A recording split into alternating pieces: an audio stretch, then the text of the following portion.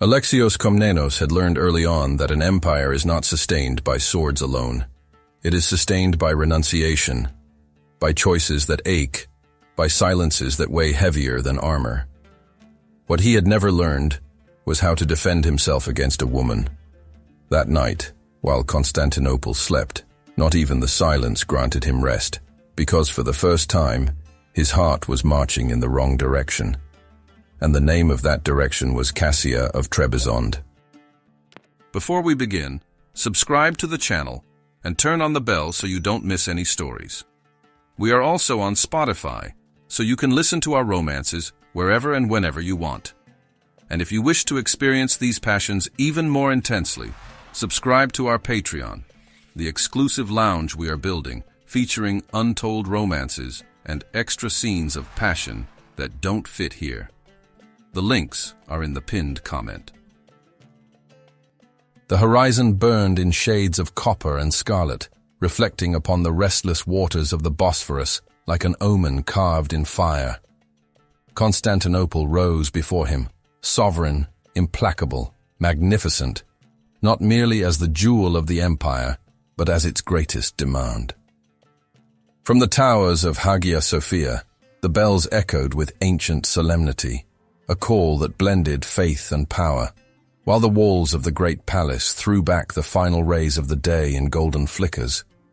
The city never slept, and the man who protected it did not either. On the highest terrace of the great palace, with a sovereign view over the empire he had sworn to defend, Alexios Komnenos remained motionless. His imposing armor, delicately adorned with gold thread, fitted his body like a second skin. The purple cloak, fastened to his shoulders by a double-headed eagle brooch, marked his position with unquestionable clarity, swaying in the freely blowing wind. Each line of his posture betrayed absolute mastery of body, mind, and emotions. Apparently, because inside him, something moved with the violence of a contained storm. The night breeze brought the salty scent of the sea, mixed with the incense burning in the temples scattered throughout the city. Beyond the palace gates, the hippodrome teemed. Shouts, bets, the clamor of crowds who still believed that fate could be bought with luck. In the narrow streets, merchants traded silk, amber, and promises. In the dark alleys, low voices exchanged secrets capable of toppling thrones. Alexios knew all these forces. More than that, he was one of them. A man shaped by war, a strategist whose mind always moved one step beyond his enemies, a commander whose blade had decided the fate of entire cities.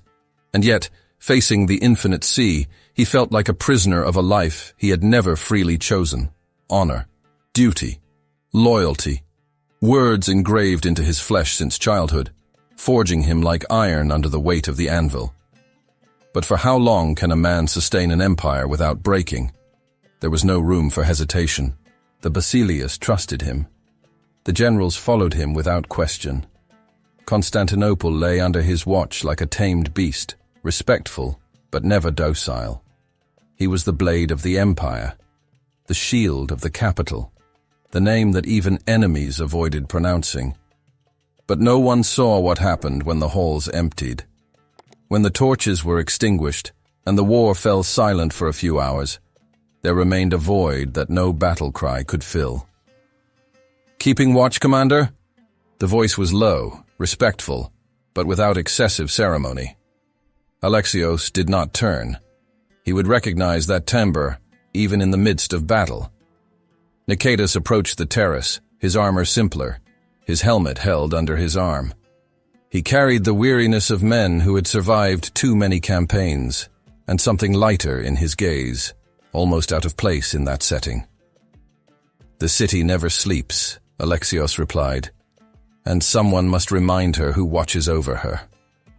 Nicetas leaned against the stone balustrade, following the commander's gaze to the burning horizon.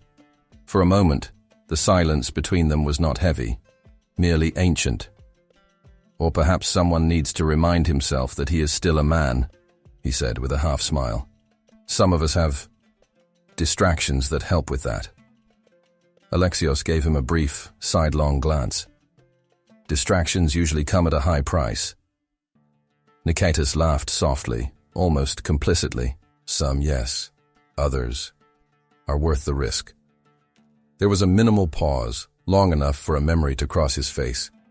She complains that I never stay long enough. But still, she waits. For a rare moment, the corner of Alexios's mouth moved. It didn't quite reach a smile, more an imperceptible deviation from his usual rigidity. Waiting is also a form of war, he murmured. Nicetas tilted his head, accepting it like one receiving a truth he hadn't asked for. Then he straightened up. I've been summoned to the courtyard. They say the wind brought rumors from the east. It always does, Alexios replied. Nicetas walked away without further words, leaving behind the echo of familiar footsteps. A crow crossed the sky, casting its shadow over the golden domes.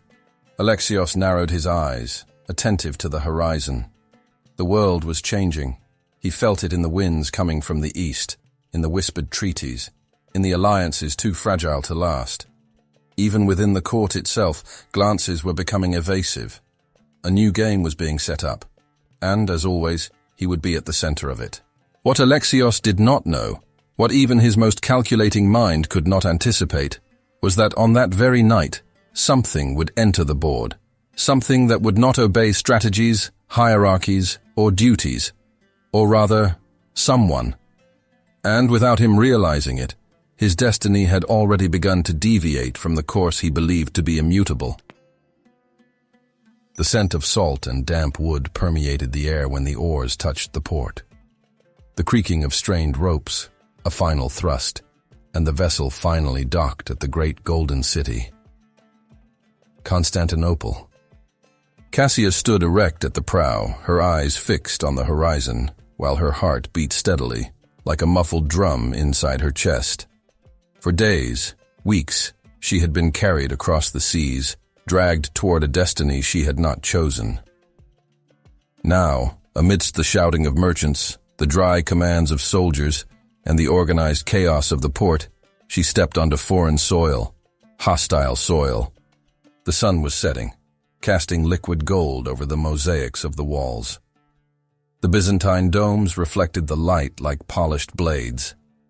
In Trebizond, her homeland, the colors were softer, shaped by the green of the hills and by familiarity. Here, everything was too grand and too cold. Cassia adjusted her posture, squaring her shoulders. Her dark blue cloak billowed in the breeze, the golden threads at the edges catching the evening light. Her dress, made for milder climates, clung to her skin after the long crossing. Her hair, long blonde like fields of wheat, was bound in careful braids. Though windswept and salted by the journey, she would show no weakness. Cassia had learned early on that, among the powerful, weakness did not stir pity, only appetite.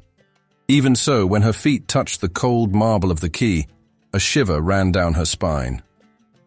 This was a game whose rules had not been fully taught to her. Her father, a deposed ruler, now only an echo in the corridors of history, had spoken to her of alliances, betrayals, and balance. But he had never prepared her to be the peace. She took a deep breath. Uncertainty was a poison she could not afford to drink. A soldier approached, assessing her with excessive attention. "Are you Cassia of Trebizond?" Hearing her own name in the mouth of a stranger sounded like a seal being pressed against an official parchment. She lifted her chin, mastering her internal tremor with a carefully rehearsed serenity. "I am." The word came out firm, precise. If she were to be led like a pawn, then it would be with the dignity of a queen. The man nodded, though with a brief hesitation, as if still trying to decide exactly where she fit into the gears of the empire. Cassia understood, in that moment, what her greatest challenge would be. She belonged nowhere. As she moved toward the city gates, the noise around her intensified. Bazaars teemed, carriages crossed the paths, servants scurried between orders and murmurs. Constantinople pulsed, alive, indifferent. To her, however, every sound seemed distant. What awaited her beyond those walls? Could she trust anyone? Or would she be alone in a labyrinth of shadows and whispers? Cassia took another deep breath, feeling the weight of destiny settle upon her shoulders. Cassia of Trebizond had arrived at the most powerful city in the world. Now, it remained to be seen if she would survive it. The great palace of Constantinople was not merely an imperial residence. It was a living organism of power, where fates were sealed not with proclamations, but with calculated silences.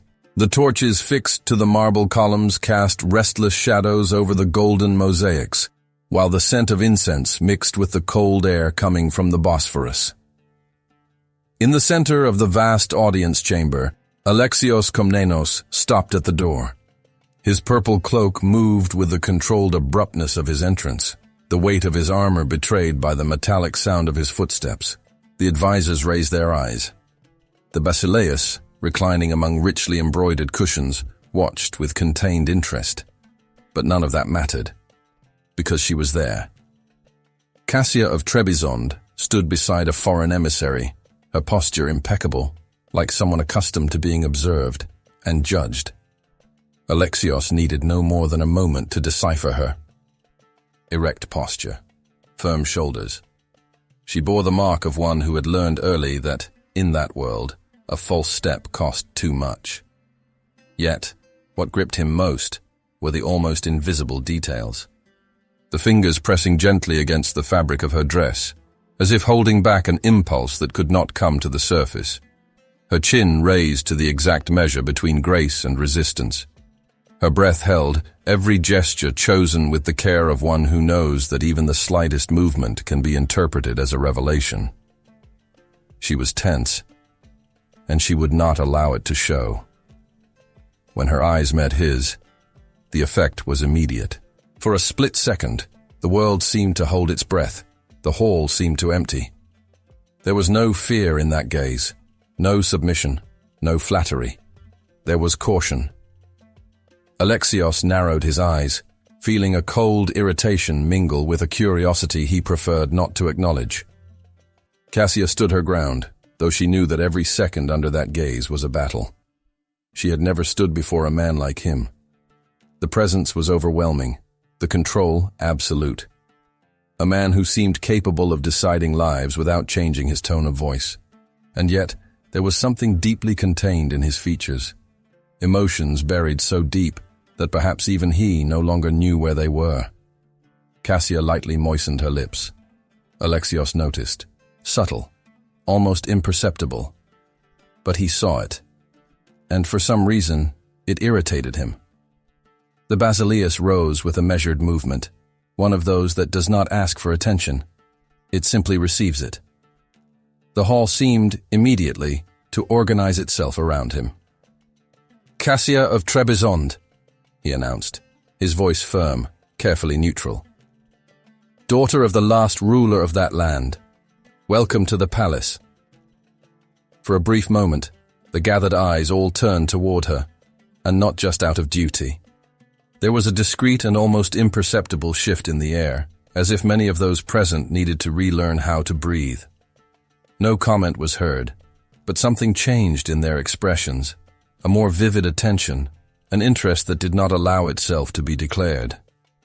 Cassia's beauty was not ostentatious. It was the kind that imposes itself without effort, that does not ask for recognition, but reaps it.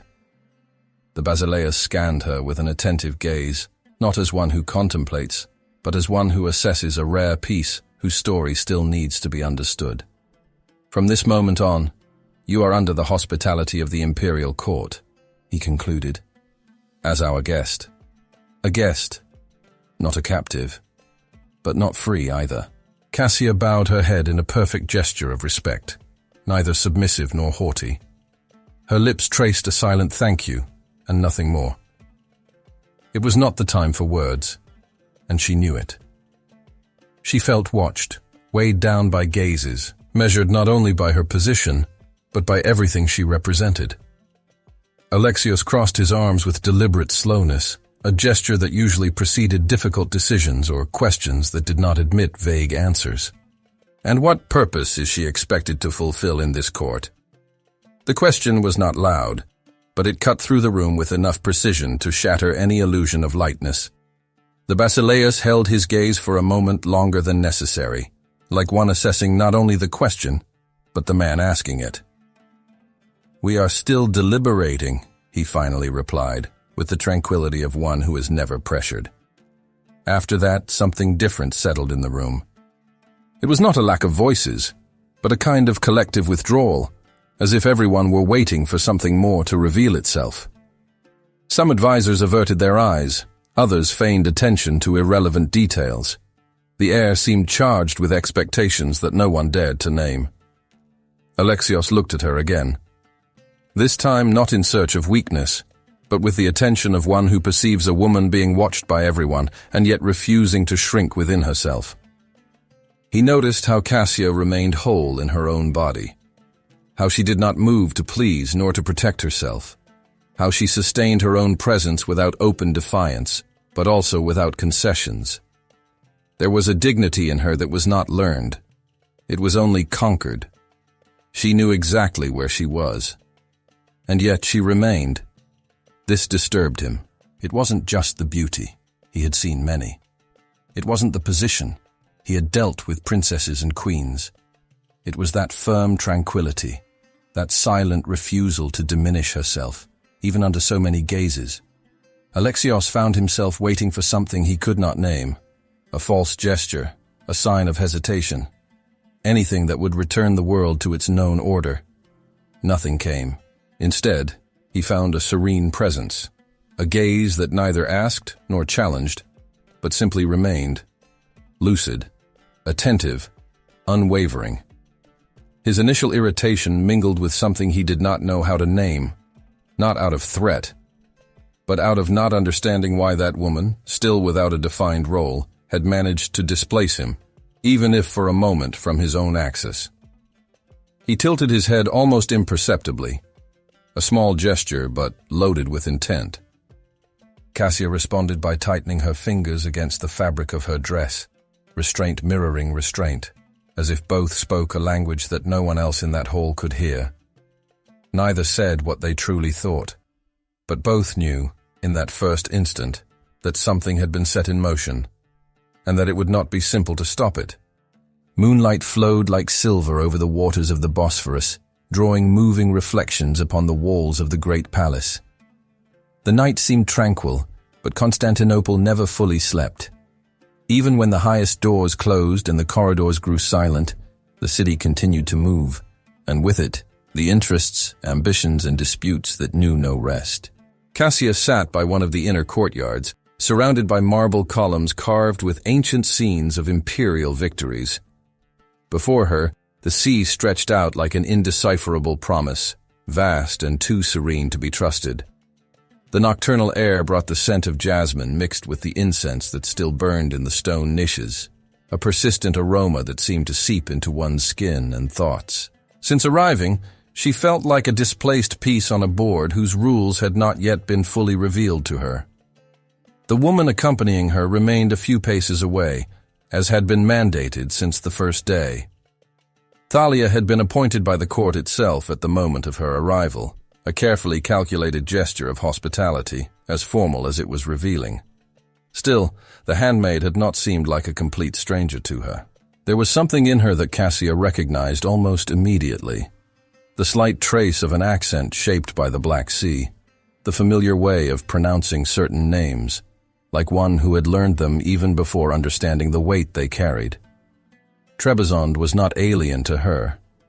Thalia had come years earlier, brought as part of an ancient agreement. She had learned the language of the court, its silences, and its rules. A discreet survivor between two worlds, she knew when to speak, and above all, when to remain silent. Now she stood there, present without being invasive, attentive without appearing vigilant. "This is not Trebizond," she finally said, with the calmness of one who chooses every word. "Here, the waters reflect everything, but they rarely reveal anything." Cassia slowly raised her gaze. "And why do you say that?" Thalia stepped a little closer, her hands joined in front of her body. because in this city everyone observes. Few, in fact, see. Have you noticed how they measure you? How they weigh your every gesture, your every word? To them you are still an unknown, a text written in a foreign tongue. Cassia let out a slight smile, devoid of joy. And unknown texts usually stir curiosity. Thalia held her gaze for a longer moment, or unease. Sometimes, the two walked together. Cassia felt the night breeze touch her skin and did not need to ask whom the handmaid was referring to. Alexios. From the moment of her arrival at the palace, something had settled between them. It was not made of clear gestures or open words, but of presences that recognized each other from a distance. A silent game of approach and retreat. A thin line between caution and something that neither allowed themselves to name. His gaze seemed to find her even when there was no reason, and yet, he always pulled away before anything became clearer. There was an invisible battle being waged within him, and Cassia knew this because she felt something similar within herself. The most disturbing thing was what happened to her own body when he was near. The pulse that quickened without warning, the attention that became too sharp, the uncomfortable awareness of that firm, contained presence, almost dangerous in its reserve. There was nothing ostentatious about Alexios. His magnetism came precisely from what he did not offer, from the discipline, the restraint, the sensation that his every gesture was the fruit of absolute mastery. And sometimes, Cassia noticed traces of that same tension in his eyes. "Be cautious," Thalia said in a lower tone. "The commander is no ordinary man." Cassia turned slightly toward her. "No. He is the shield of the empire." Thalia nodded. "And shields do not draw close without someone ending up wounded." Cassia did not answer. But it was already too late to pretend she wasn't thinking about it. The following morning, the palace woke with its usual calculated rhythm. Hurried footsteps, whispered orders, the distant sound of gates being opened and closed. Cassia was introduced to small circles of the court, led through halls where the glances were too polite to be innocent. She was observed, always. Some ladies offered her measured smiles. Some nobles bowed their heads with excessive respect. Others merely recorded her presence like one mentally noting a new variable in an ancient equation. And there were, among those glances, some that did not disguise themselves with such elegance. Cassia's beauty drew attention effortlessly. Not through extravagance, but through a serene harmony, a discreet light that seemed to resist even the coldness of Constantinople. She noticed it, and she feigned not to notice. It was during one of these formal walks through the palace corridors that she saw Irene up close for the first time. The woman was surrounded by two ladies and an elderly courtier. Her posture was impeccable, her gestures economical. Her face was beautiful, but sharpened by intelligence. There was something in her that did not seek to be noticed, and for that very reason, she attracted attention. Irene's eyes rested on Cassia for only an instant. But it was enough. There was no open hostility, only a quick calculation, a silent recording. Cassia moved on, but she felt, with the clarity of one who had already lived among power games, that the look had not been casual. On the other side of the palace, Alexios was walking through the outer courtyards when he encountered Nikitas. "It seems the court has gained a new favorite subject," the officer commented with a half-smile. "I've never seen so many people interested in apparently innocent walks." Alexios gave him a brief look. "The court always needs novelties. Some more than others," Nikitas replied, his lightness only apparent. "The lady from Trebizond, for example, seems to have awakened a curiosity that is almost enthusiastic." Alexios did not respond immediately. "Careful," his friend continued. "In this city, what begins as interest rarely ends as simple courtesy." "I know," Alexios said, and he did know. more than he would have liked. That night, the wind blew softly over the terraces of the great palace. Constantinople stretched out below like a mantle of gold and silver lights. Alexios should have been focused on reports and maps. But there was a name that insisted on returning to his thoughts.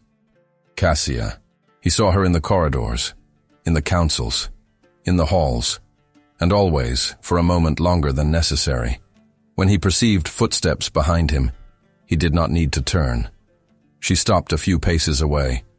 Commander, Lady of Trebizond. They spoke little, but every word seemed to occupy more space than it should.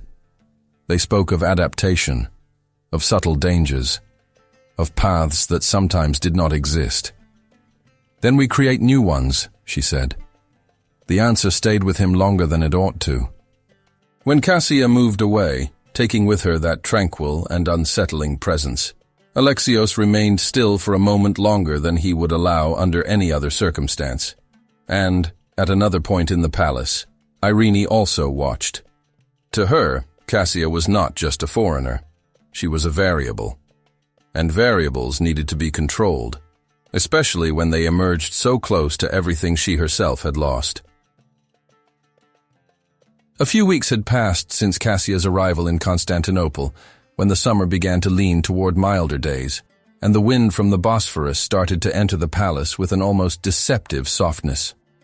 That morning, the sun poured in golden blades over the upper terraces of the great palace, where ancient colonnades opened onto an inner courtyard of geometric gardens, shallow fountains, and beds of rare flowers brought from the empire's most distant provinces. Alexios Komnenos crossed that space with the firm step of one who had just left the battlefield, even though he had been back in the capital for only 2 days.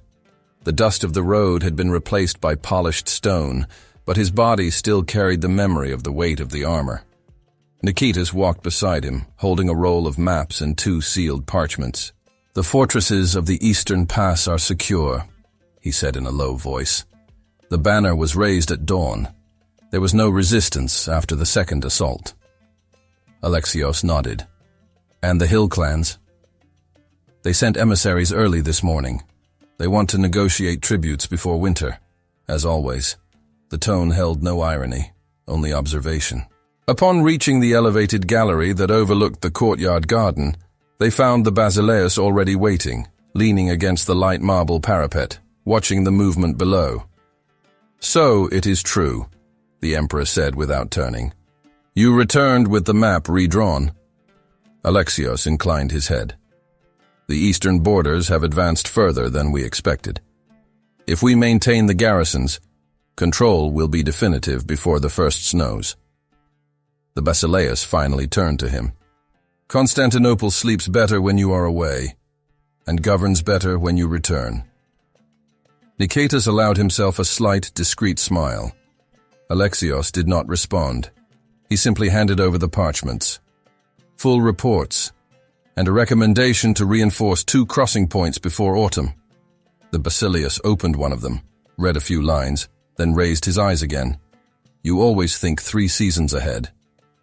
"It is the only way to prevent others from thinking for us," Alexios replied. It was then that something changed. Not in the air, not in the sound. In him. His gaze, which until then had remained on the maps and the emperor, diverted for an instant. Too brief to be conscious, too long to be casual. Below in the inner garden, several ladies were walking among the fountains. Among them, Cassia. She wore light colors that morning. The fabric followed the movement of her body with lightness, and the sunlight found her golden hair as if it had been made for that purpose. She walked alongside Thalia and 2 other women of the court. One of them, Irene, spoke with measured animation. Cassia listened more than she responded. Alexios felt his throat go dry. He swallowed hard, without realizing it. Nikitas noticed. The basileus did too, but neither of them said anything. "Komnenos," the emperor called, with a tone too soft to be innocent.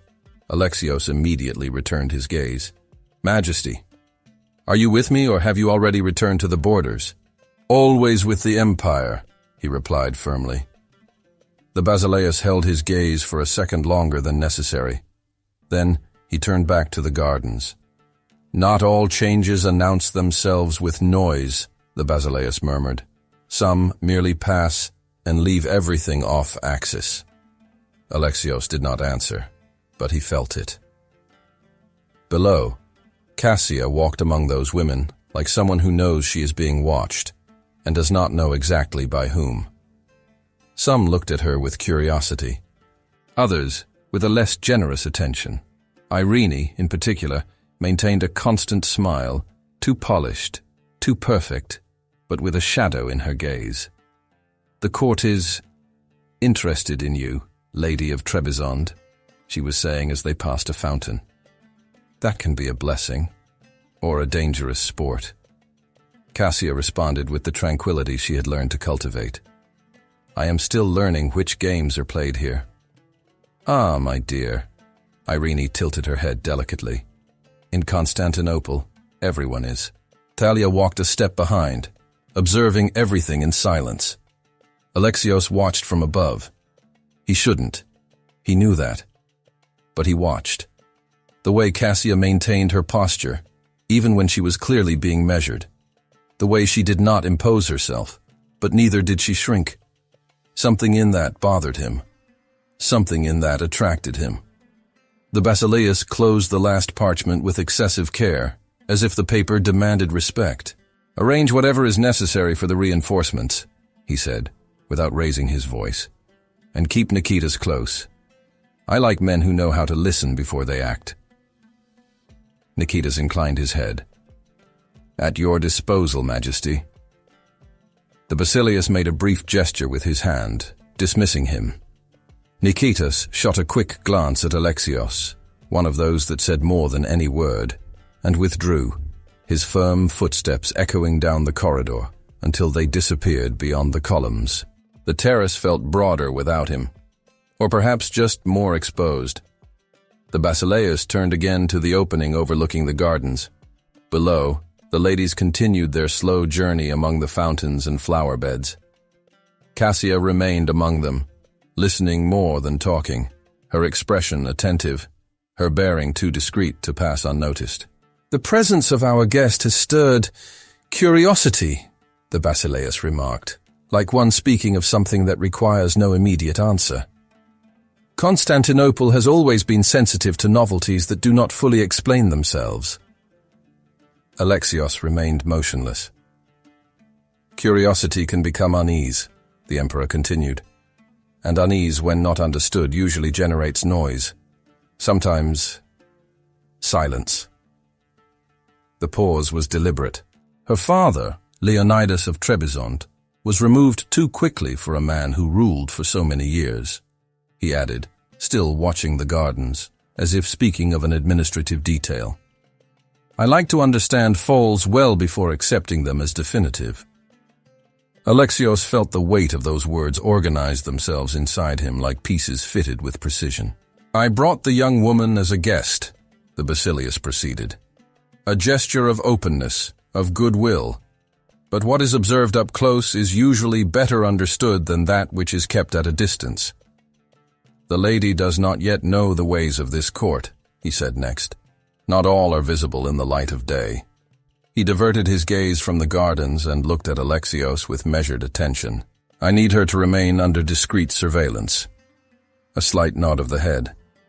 "Protected from excesses, and from the rashness of others." There was no mention of dangers, nor of threats, but Alexios understood.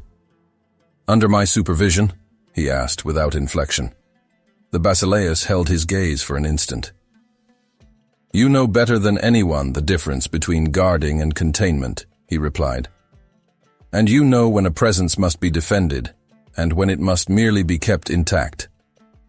Alexios felt something firm up within himself. "It shall be done." The basileus nodded, satisfied not with the answer, but with the absence of any hesitation. "Then we are in agreement." Alexios bowed in respect and walked away, carrying with him more than a task. He carried a peace, and the awareness that, by accepting it, He had become part of a game that was already in motion long before Cassia crossed the city gates. Hours later, he realized that the foreigner had become a constant nuisance in his mind. "You are distracted," Nicetas observed as they walked through the training courtyard. "That is dangerous in any man. In you, it is almost unprecedented." Nicetas was one of the few who dared speak to him this way. A companion of campaigns, he knew his silences. "Merely tired," Alexios replied. "Tired doesn't make someone miss the timing of a simple maneuver," the other countered with a half-smile. "Nor does it make someone look 3 times at the same spot in the hall." Alexios shot him a cold look. "Careful." Nicetas raised his hands in amused surrender. "I am only saying that the entire court has already noticed that the Lady of Trebizond does not pass unnoticed." Alexios did not respond. The following night, the great palace opened its halls for one of the Basileus's formal dinners, one of those where nothing was truly casual, not even the seating at the table. The main hall was bathed in golden light. Hundreds of small flames reflected in the mosaics and polished metal cups, creating the illusion that the starry ceiling itself had descended to accompany the meal. The air carried the scent of spices, warmed wine, and flowers freshly picked from the imperial gardens. Alexios occupied his place to the right of the Basileus, as usual. To the emperor's left, Irene talked with a foreign dignitary, smiling with the confidence of one who considered herself a permanent part of that circle. Cassia was led to a place further down, among ladies and courtiers. But she did not remain there for long. The Basileus saw her as soon as she entered. Not only saw, he noticed. He noticed the way she walked without haste, as if every step were a conscious choice. How the light-colored dress seemed to hold the light instead of just reflecting it. How her bearing did not seek attention, and yet attracted it. "Bring the Lady of Trebizond closer," he said, with the naturalness of one moving pieces on an invisible board. Irene checked the movement of her lips through pure discipline. Cassia approached, feeling dozens of gazes adjust to her like instruments being tuned. "Tell me, Cassia," the Basileus said, once she was settled. "Is it true that in your land rulers learn first to listen before they learn to command?" She hesitated only long enough not to appear anxious. "In Trebizond, Majesty, we learn that he who does not listen to the wind ends up building houses against it." There was a brief, rare moment of true interest on the emperor's face. "A prudent answer, and unexpectedly poetic." "Prudence is the most discreet form of courage," she replied softly. Alexios, who until then had kept his eyes on his own cup, raised them, and he felt his throat go dry. It was not just what she said. It was how she said it, without ostentation, without visible calculation, as if intelligence were as natural to her as breathing. "And do you believe that Constantinople listens to its own winds?" the Basileus asked, with an attentive glint in his eye. Cassia smiled, briefly, respectfully. "Constantinople is too great not to listen. Sometimes it merely chooses which voices to consider." The emperor laughed softly. "Careful, Komnenos. This court is becoming more interesting than strategic." Alexios felt the weight of that sentence. Irene pressed her fingers against her own cup. The dinner continued. The wine made the voices softer, the gestures slower, the distances smaller. Alexios tried not to look at Cassia. He failed.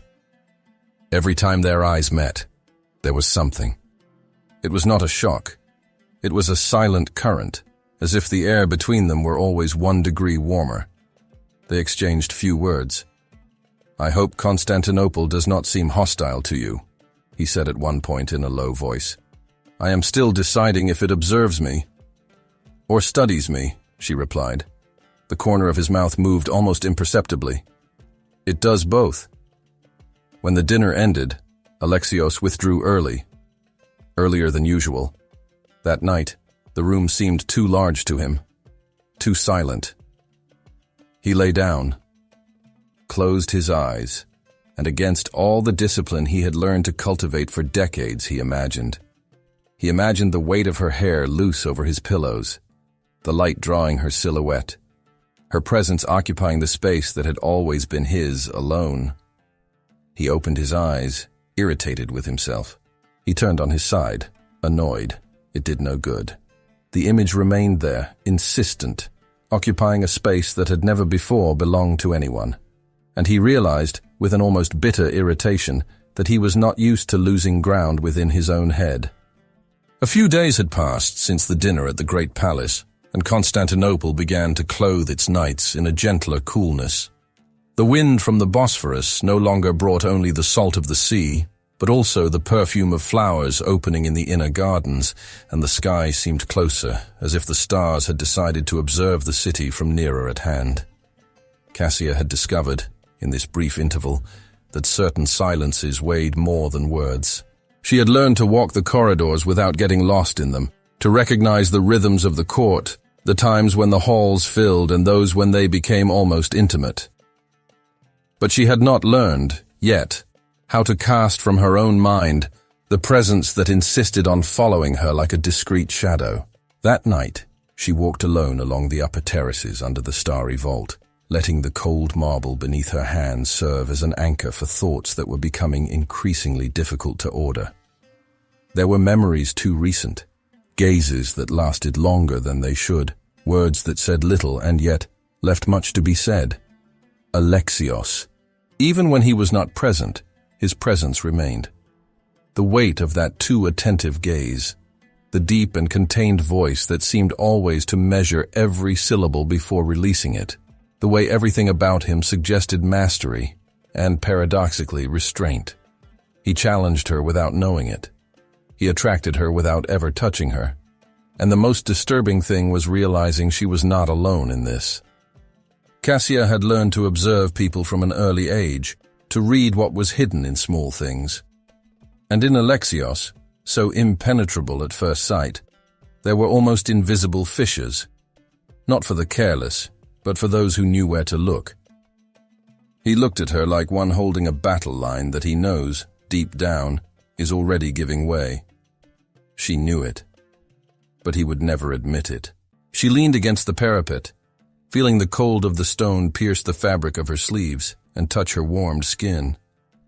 Her heart was beating too fast, and it irritated her.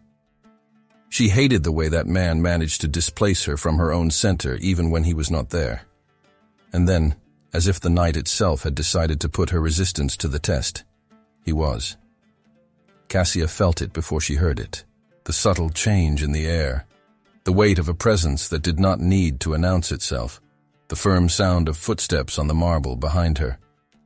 She did not turn immediately. She needed a moment to organize her breathing, to contain the unexpected heat that rose up her neck and into her cheeks.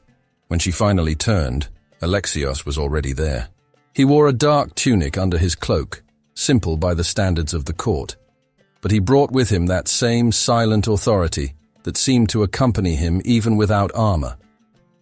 The buckle of his sword reflected the torchlight. His arms were crossed, but there was something in his posture that betrayed an unresolved conflict. For a moment, they only looked at each other. Then he spoke. "It is late for the Lady of Trebizond to walk alone." His voice cut through the space between them with the precision of a blade. Cassia blinked slowly, as if she needed a moment to remember that this man was indeed there, before her. She tilted her head slightly, and in her gaze there was something between courtesy and defiance. "And does the commander usually watch over those who walk the terraces at night?" Alexios did not answer immediately, but his gaze, dark and attentive, said more than any word. Cassia felt her stomach tighten. There was something different about him. More tension, more shadow. Not always. But there are things happening in this court that make the night treacherous for the unwary. She slightly arched an eyebrow. "And am I an unwary one then?" The air between them seemed to grow denser, as if before a storm.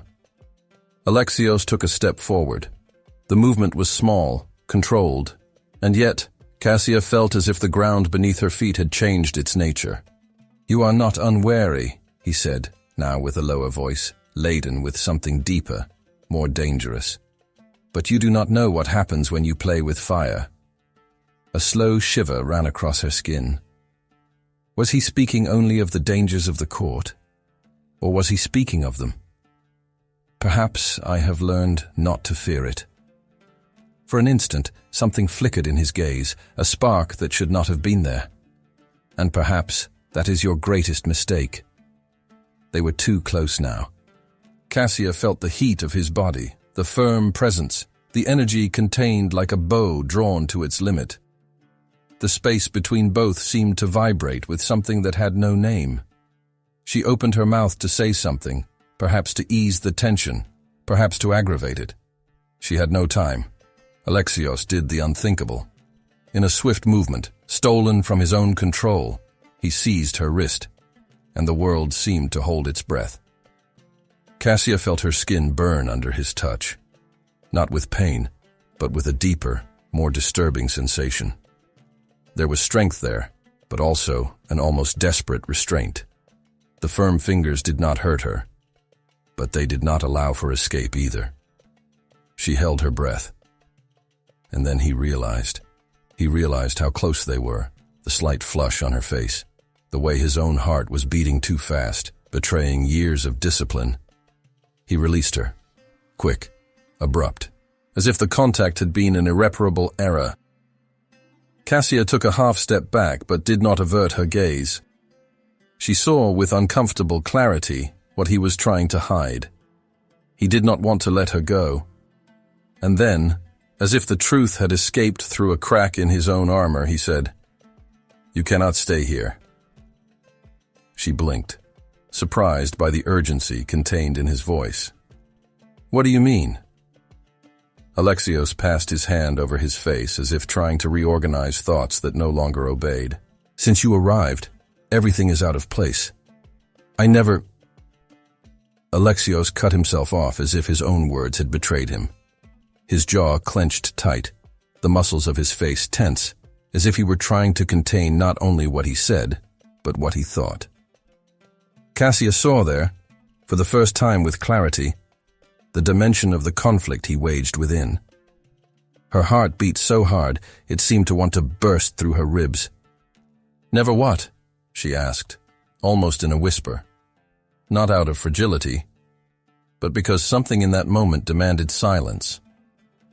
Alexios averted his gaze for an instant, as if the courtyard, the columns, the night sky offered him one last chance to retreat. He thought of everything he knew, and what he did not know, about her. He thought of Trebizond, of fragile alliances, of names that changed sides as easily as they changed seals. He thought of how he should see her, as a political presence under his protection, as an unknown, as a risk. He thought of how he should not desire her, but thought no longer obeyed. He closed his eyes for a second, a brief, almost imperceptible gesture, like one who recognizes being on the verge of crossing a limit he had sworn never to cross. When he opened them, there was no longer any possible retreat. He approached. He brought his hands to her face with a firmness that was not possession, but contained necessity, as if touching her were at once a mistake and the only possible thing. And drawn inevitably by desire, he lowered his lips unto hers and kissed her. For an instant, Cassia remained still, surprised not by the gesture itself, for she had felt it growing between them for days, but by the silent intensity that came with it. There was heat there, and there was restraint. There was decision, and there was a loss of control, all at the same time. Then she responded, not with haste, not with hesitation, with a surrender that seemed to say what her words would never dare. Her fingers instinctively sought the fabric of his cloak, as if she needed to anchor herself to something real, and Alexios felt this. He felt the way she drew closer, how she did not retreat, how the kiss ceased to be just a stolen gesture to become a shared choice. The world around them seemed to fall away. For an instant, Cassia forgot where she was. She forgot the cold marble under her feet, the columns, the open sky above them. There was only the heat of his body, his breath mixed with hers, the world reduced to the narrow space between their faces, and the firm pressure of his hands, holding her as if he feared she would disappear if he let go. The kiss had not been gentle, nor violent. It was contained, and, for that very reason, devastating. Cassia felt herself lose her axis like one pulled into deep waters without warning. There was a natural authority in him, a presence that dominated not by abrupt gesture, but by the silent certainty that everything in him was command. And she, without understanding when or how, surrendered. Not just to the kiss, to him, to the way he enveloped her without crushing her, to the way his proximity imposed a rhythm that her body accepted even before her mind could argue. Her heart beat so hard she was certain he felt it under his hand. Her fingers closed on the fabric of his tunic by pure instinct. Not to pull him, but so as not to fall. There was something dangerously intoxicating about that man. The mystery, the self-control, the restraint on the verge of breaking. It was like standing before a wall that, for an impossible second, had decided to give way. When he pulled away, it was as one who touches fire and remembers too late that flames also burn. Alexios took a step back, his chest rising and falling in a rhythm that betrayed more than any word. His eyes were dark, not with anger but with something more restless. Guilt, desire, conflict, all mixed in a battle that he had lost and hated having lost. Cassia remained motionless, her lips still parted, as if the body needed time to understand what the mind still could not order. She brought her fingers to her own mouth, feeling there the living memory of that touch, and the disturbing certainty that she would never be the same again. He looked at her for one last instant, and in that look was everything he could not say. It was then that they heard it.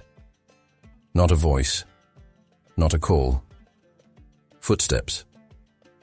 Distant at first, then closer, echoing in the stone corridor with a regularity that made the heart beat out of time. Cassia felt her blood run cold. Alexios stiffened.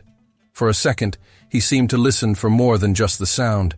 He seemed to calculate, measure consequences, foresee disasters, assess how much that single moment of weakness would cost if it were seen, interpreted, transformed into a weapon. There, alone, on the palace terraces. That was not just imprudence. It was scandal. It was dishonor. It was political ammunition. His face closed up again, as if a door had been locked from the inside. "This never happened," he said, and the coldness of his voice sounded almost like a punishment against himself. Cassia opened her mouth to respond, to say anything, to stop him there, to remind him that it had been real, that it had not been a delusion of the night, nor a mistake that could be swept away with silence. But she had no time. Alexios was already moving away, and he did so with the rigidity of one who needs to flee, not from her, but from himself. In a few steps, he disappeared into the shadows of the corridor, too firm, too controlled, as if every movement were a desperate attempt to put his own soul back in place after a battle lost within. She remained where she was, unable to move for an instant that seemed too long. Her heart beat out of rhythm, her breath came short, irregular, and there was within her a strange sense of displacement, as if something essential had been torn from its place and did not yet know where to settle again. He had kissed her, and in the next instant he had denied his own gesture, not with words alone, but with flight, with silence, with that abrupt withdrawal that hurt more than any accusation. Still, Cassia knew. She didn't just feel it, she knew. She had seen it in his eyes, in that second when his control had failed, that it had not been an empty impulse, nor a whim, nor a passing mistake.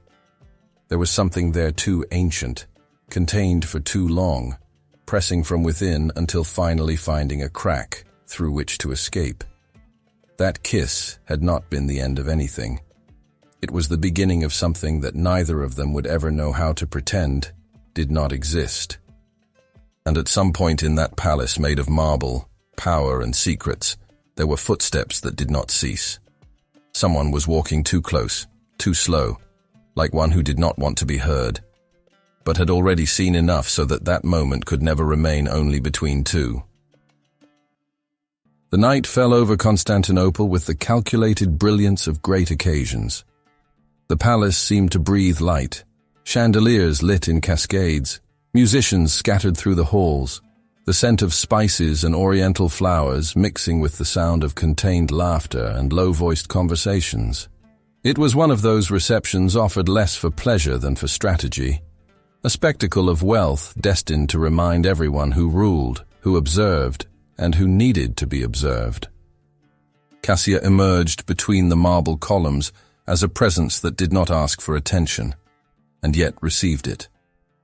She wore shades of deep red and purple, colors that spoke as much of nobility as of danger, and the fabric followed her movements with an almost silent elegance.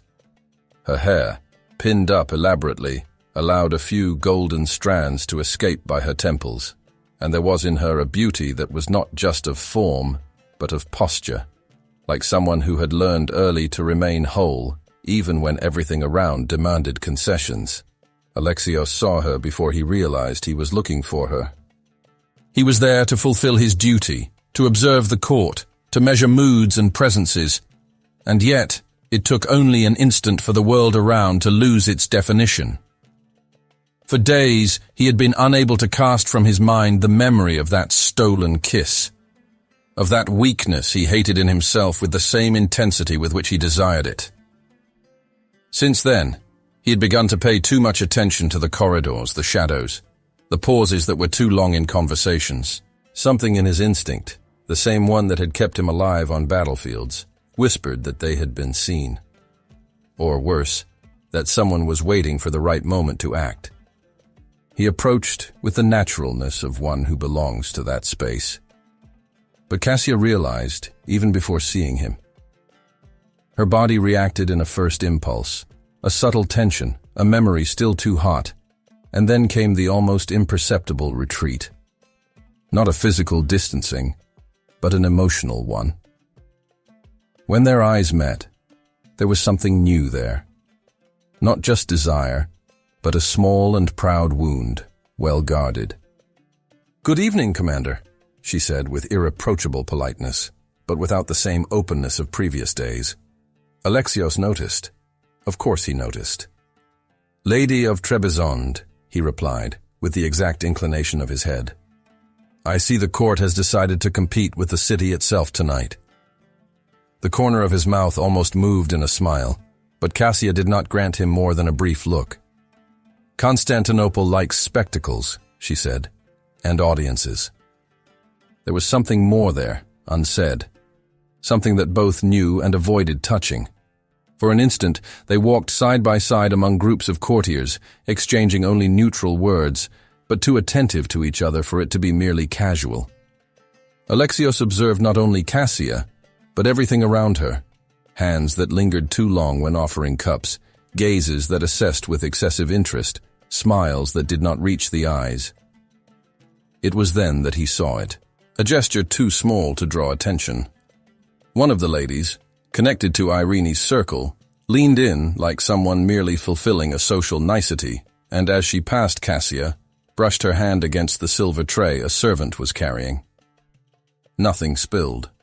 Nothing seemed out of place, except to someone accustomed to noticing what others did not see. Alexios did not think. He acted. When Cassia brought the cup to her lips, he was already too close to be ignored. "No," he murmured, low, almost as if it were part of the music around them, while his firm fingers touched the rim of the glass and pulled it away with studied naturalness. "Trust me." She looked at her, surprised, her heart giving a leap that was too short. "What are you doing?" "Saving your night, and perhaps something more than that." Without drawing attention, he signaled to one of the trusted servants, exchanged the cup for another, intact one, and only then turned his gaze back to her, more serious than at any moment since they had met. "Do not drink anything that has not passed through the hands of someone you know," he said, still low. "And for now, that boils down to two people, your handmaid, and me. Cassia felt a slow cold run down her spine. How do you know that? His eyes fixed on hers with an intensity that left no room for games. Because that cup was not meant to intoxicate. It was meant to make you sleep and not wake up. The world seemed to lose its sound for an instant. Slowly, he added. The kind of thing that looks like a sudden illness, a misfortune, a problem of the body, nothing that raises immediate suspicion. Cassia swallowed hard. Then why? Because someone prefers you silent to you present. She stared at him, trying to read if there was exaggeration there, strategy, or just another layer of that man who seemed made of steel and shadows. And how do I know I can trust you? Alexios hesitated for a fraction of a second.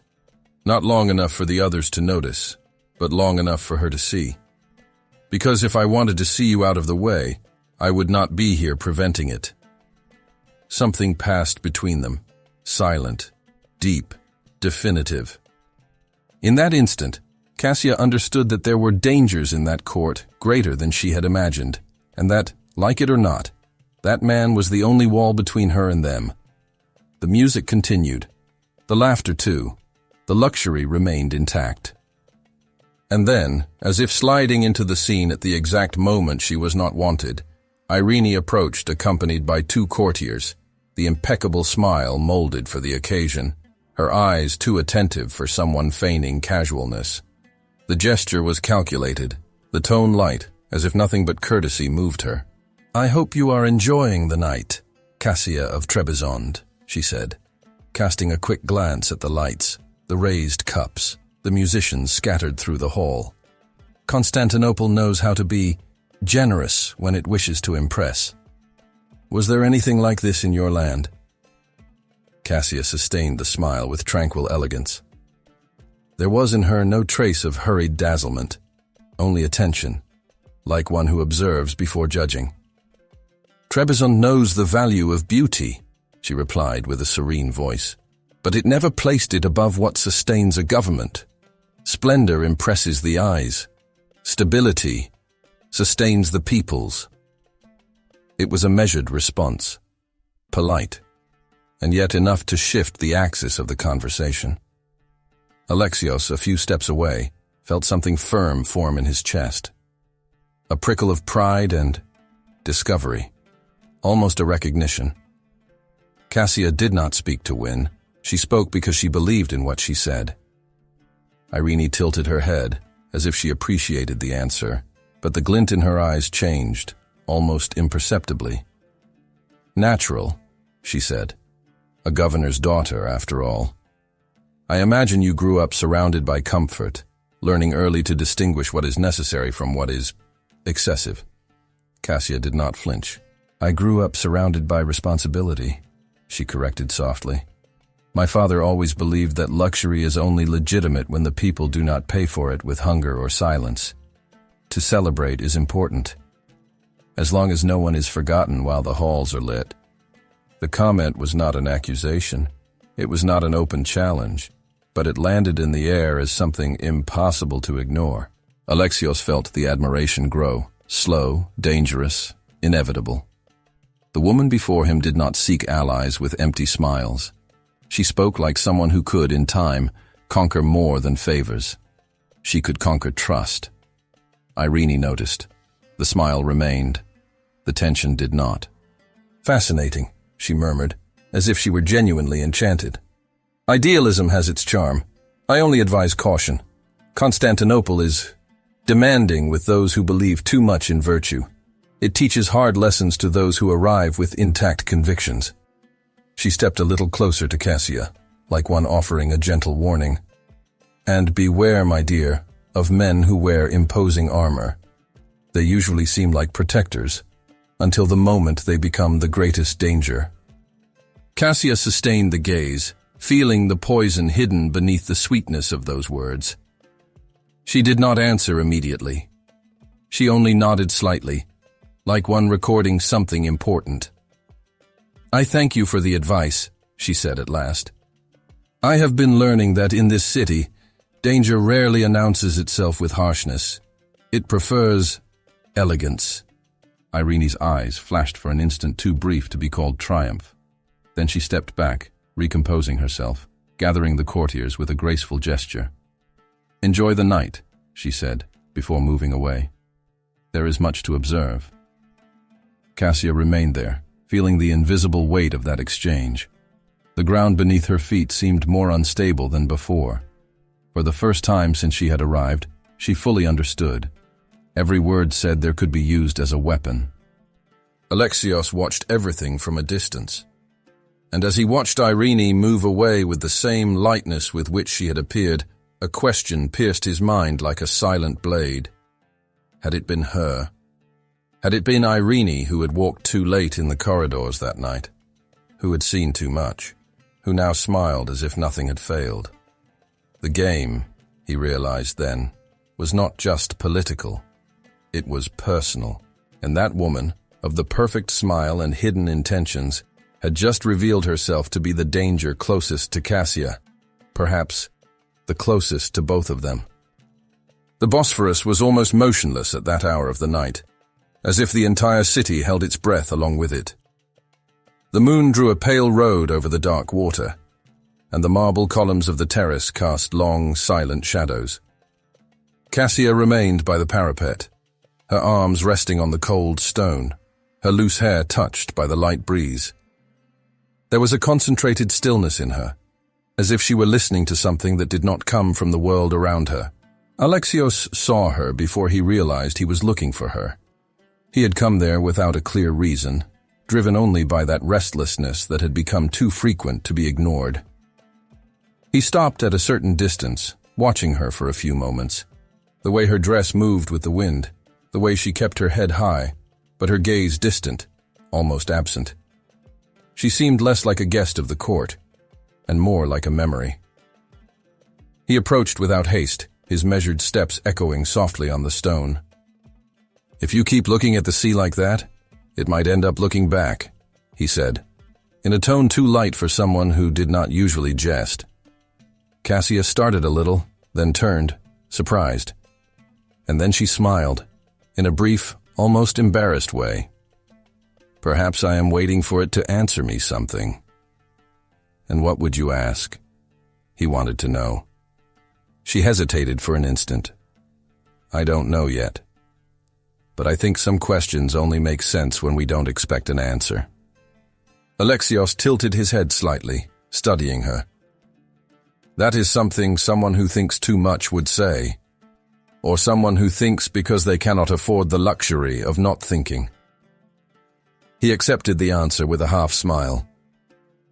"And in Trebizond? Did you also spend so much time talking to the sea?" "There. I talked more with the mountains," she said. "They are less patient, but more honest." "Do you miss it?" Cassia looked back at the water. "I miss not being watched all the time." The sentence came out simple, without complaint, without accusation. But it lingered. Alexios rested his hands on the balustrade beside her, still maintaining a respectful distance. "There are people born for places too wide to fit into palaces. And there are people who learn to survive in them," she replied, looking at him from the side. "It is not always the same thing." The silence that followed was not uncomfortable. It was dense, full. He realized then something he had been trying to ignore. Since that night, she was different with him. More contained, more cautious. Not cold, but protected from within. And that hit him more than he expected. "Cassia," he began, and stopped. She turned her face to him. "Yes?" He took a while to answer, not for lack of words, but for an excess of them. "I am not an easy man to live with," he said finally, "nor to understand. I spent my whole life learning to control terrain, borders, men. But there are things that do not obey maps." She watched him with quiet attention, as if she knew that was not a casual remark. "I noticed," she said with sweetness, and yet you do not pull away. Neither do you. The realization hung between them like a tense wire. Alexios took a deep breath. I should not want to get closer than I already have. And I should not have let you, she replied, with serene honesty. But here we are. Their gazes locked. There was no defiance in them. There was recognition, and something deeper, more dangerous. In Trebizond, she said after a moment, my father used to say that the hardest things to govern are not cities. They are one's own impulses. Alexios felt the weight of the sentence as if it had been made for him. Your father seems like a wise man. He is, she said, and smiled with a shadow of longing. He is also stubborn. He returned the smile. Then perhaps I would like him. She laughed softly. I think he would have liked you too, even pretending he didn't. And it is hard to think that perhaps I may not see him again. You shouldn't think like that. She nodded, her eyes wet with tears she prevented from falling. The moment opened between them like a crack. Alexios took a step closer. He did not invade her space, but there was no longer much space to preserve. Cassia, he said again, now lower. There are things in you that make me forget who I needed to be to survive. She felt her heart quicken. And there are things in you that make me forget who I need to be to protect myself. The air between them felt too hot. When he raised his hand, it was slow, as if giving her time to retreat. She did not retreat. The touch was first only on the side of her face, light, almost like a question. But the answer was in the way she closed her eyes for a second before leaning toward him. The kiss came fuller of intention than the first, less urgency and more depth, as if both already knew what they were risking, and yet they chose it. Cassia brought her hand to his chest, feeling the strong heart beneath the fabric. Alexios pulled her a little closer, with care and intensity at the same time. When they separated, it was with visible difficulty. This, he murmured, this is going to end up costing me dearly. Perhaps, she said, but lying to yourself is also a price too high to pay. He was still looking at her when something changed in the air. A subtle shift of shadow, a noise that did not belong with the silence of the place. Alexios stiffened almost imperceptibly and turned his face toward the side arch of the terrace. Nothing. But the sensation remained. Go, he said in a low voice. Now. Alexios, please, go to your quarters. He stole one last kiss, memorizing her warmth in his memory. Then he let her go. She hesitated, then nodded and moved away, looking back only once. He was already alert to the shadows, because someone might not have been seen, but they had certainly been close enough. Irene made no noise as she moved away. The high corridors of the palace were plunged into that peculiar silence of the late hours, when even the torches seemed to burn with more caution, as if they knew there are too many secrets circulating in the air. She walked with the lightness of one who knows every turn, every shadow, every angle where one is not seen, and above all of one who knows exactly what she just witnessed, the kiss. It had not been a casual gesture. It had not been an accident. It had not been the kind of mistake that is erased with time. Irene smiled, not a smile of joy, but of calculation. Toppling one is efficient, she murmured to herself as she descended a dimly lit flight of stairs. Toppling two is definitive. She did not need to run. What she had seen would not escape. On the contrary, it would grow. It would gain weight. And, with the right push, it would become exactly what she needed.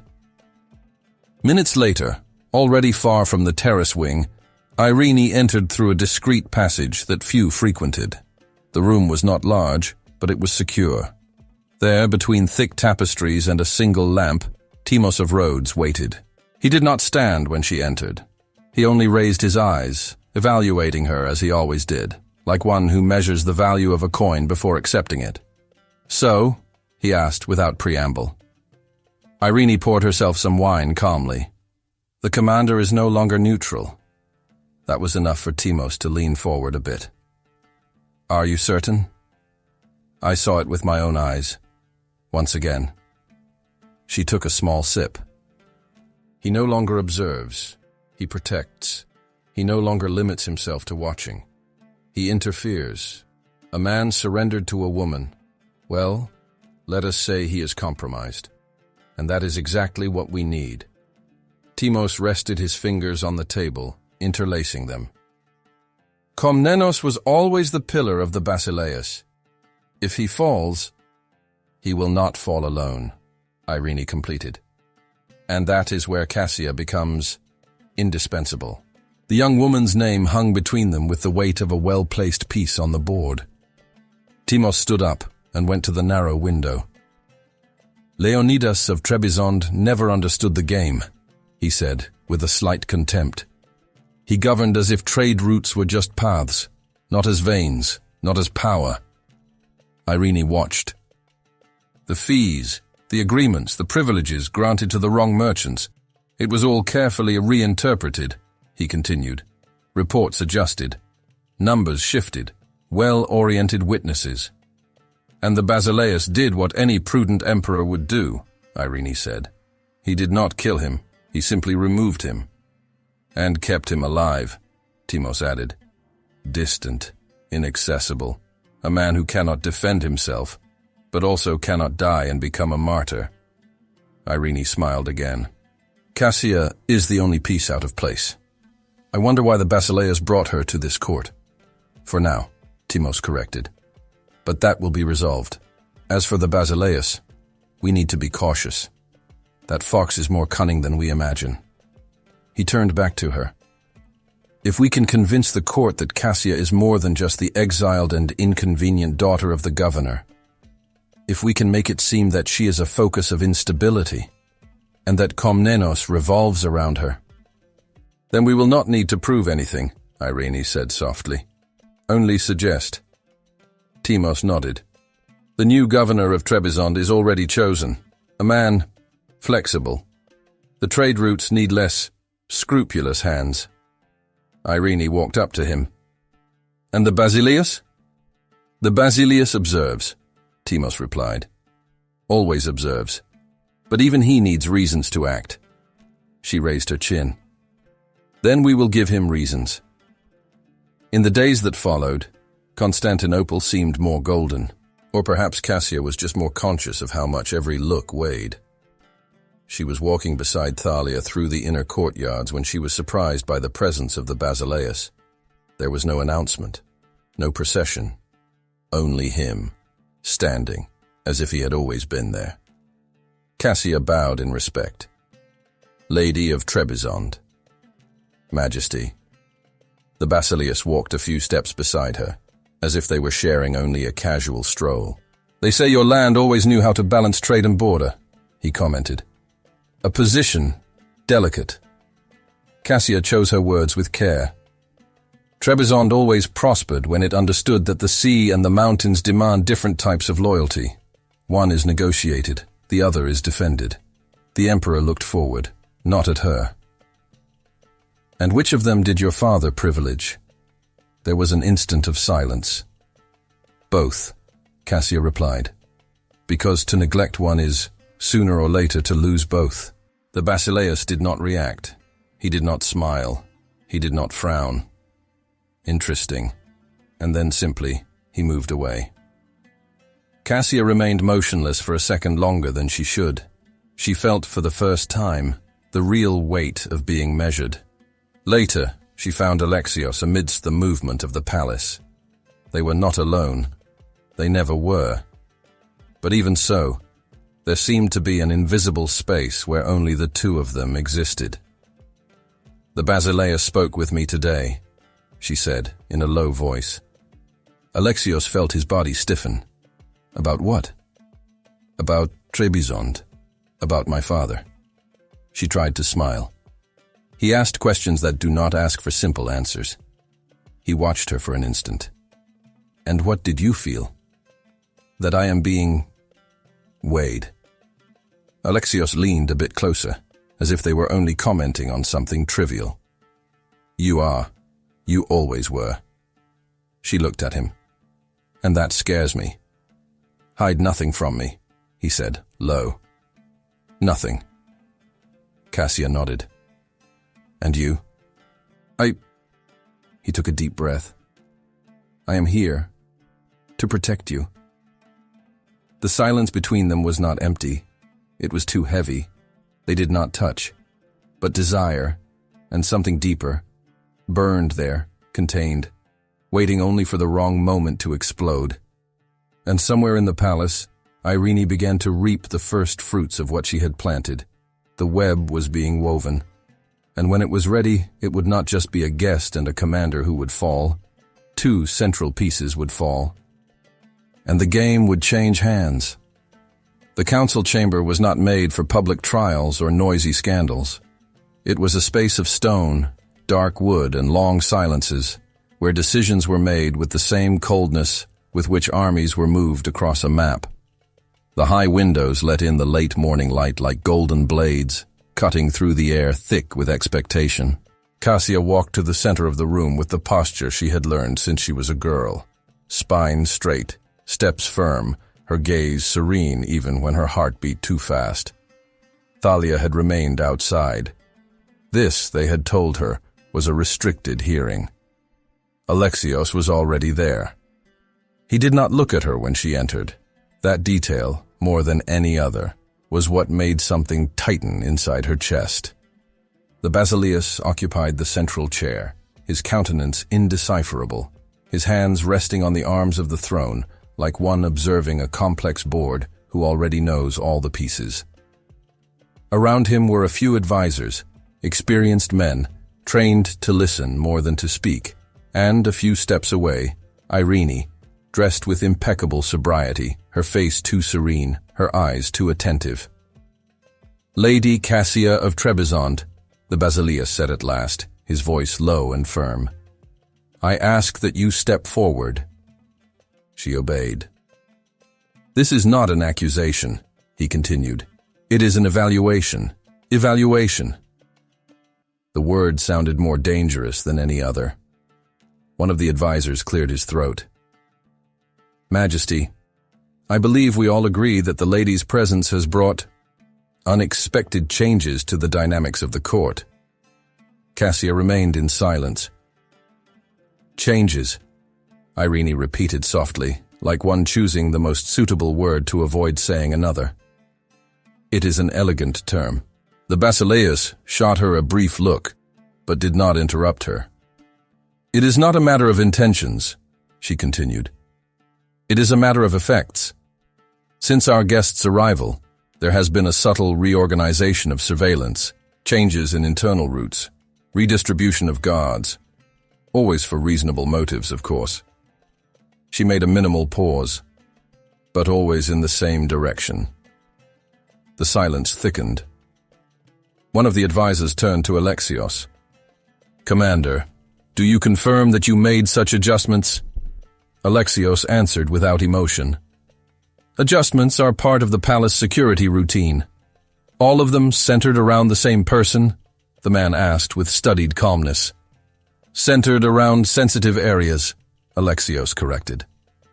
Cassia felt the urge to look at him. She did not. The basileus watched everything with motionless attention. We are not questioning your competence, Komnenos, said another advisor. We are trying to understand if there is an involvement that might compromise neutrality. Irene did not smile, but her eyes gleamed. No one here suggests improprieties, she added with poisonous sweetness. Merely a visible proximity, a constant presence, an attention that, inevitably, becomes perceptible. Cassia took a deep breath. If my presence causes discomfort, she said, her voice firm, I can withdraw. The basileus raised his hand, preventing her from continuing. The issue is not your willingness, my daughter. It is the position you occupy on the board. He paused briefly. Your father, Leonidas of Trebizond, governed a sensitive region for many years. His fall still echoes in certain circles, and echoes, as we know, attract ears. The name of her father spoken there, in that tone, made Cassia's stomach contract. It is not a matter of guilt, the basileus continued. It is a matter of context. Alexios remained motionless. He did not say a word, and that was what hurt the most. Therefore, the emperor concluded, it may be prudent to remove the instability factor from the center of the court. Cassia's heart sank. Lady Cassia will return to Trebizond under official escort. His gaze slid to Alexios, piercing, incontestable. Commander Komnenos will be responsible for this mission. A man's loyalty is tested by what he is willing to sacrifice.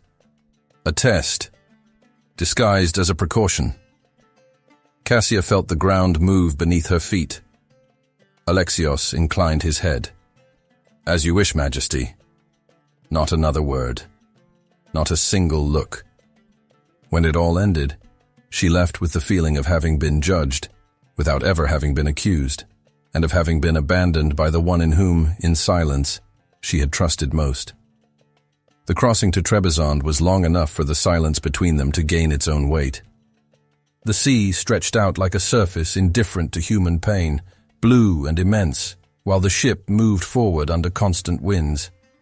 Cassia spent long periods on the deck, looking at the horizon like one trying to see not only her own land, but what remained of her life before the fall. Alexios watched from a distance, not out of disinterest, out of discipline. She had been placed under his protection, officially. But there was something in that care that no longer fit merely within duty. He noticed in her gestures a silent dignity, a strength that made no noise, and it unsettled him more than it should. She, in turn, felt the weight of his presence like an invisible wall. She knew he was always there, behind, beside, never too far away.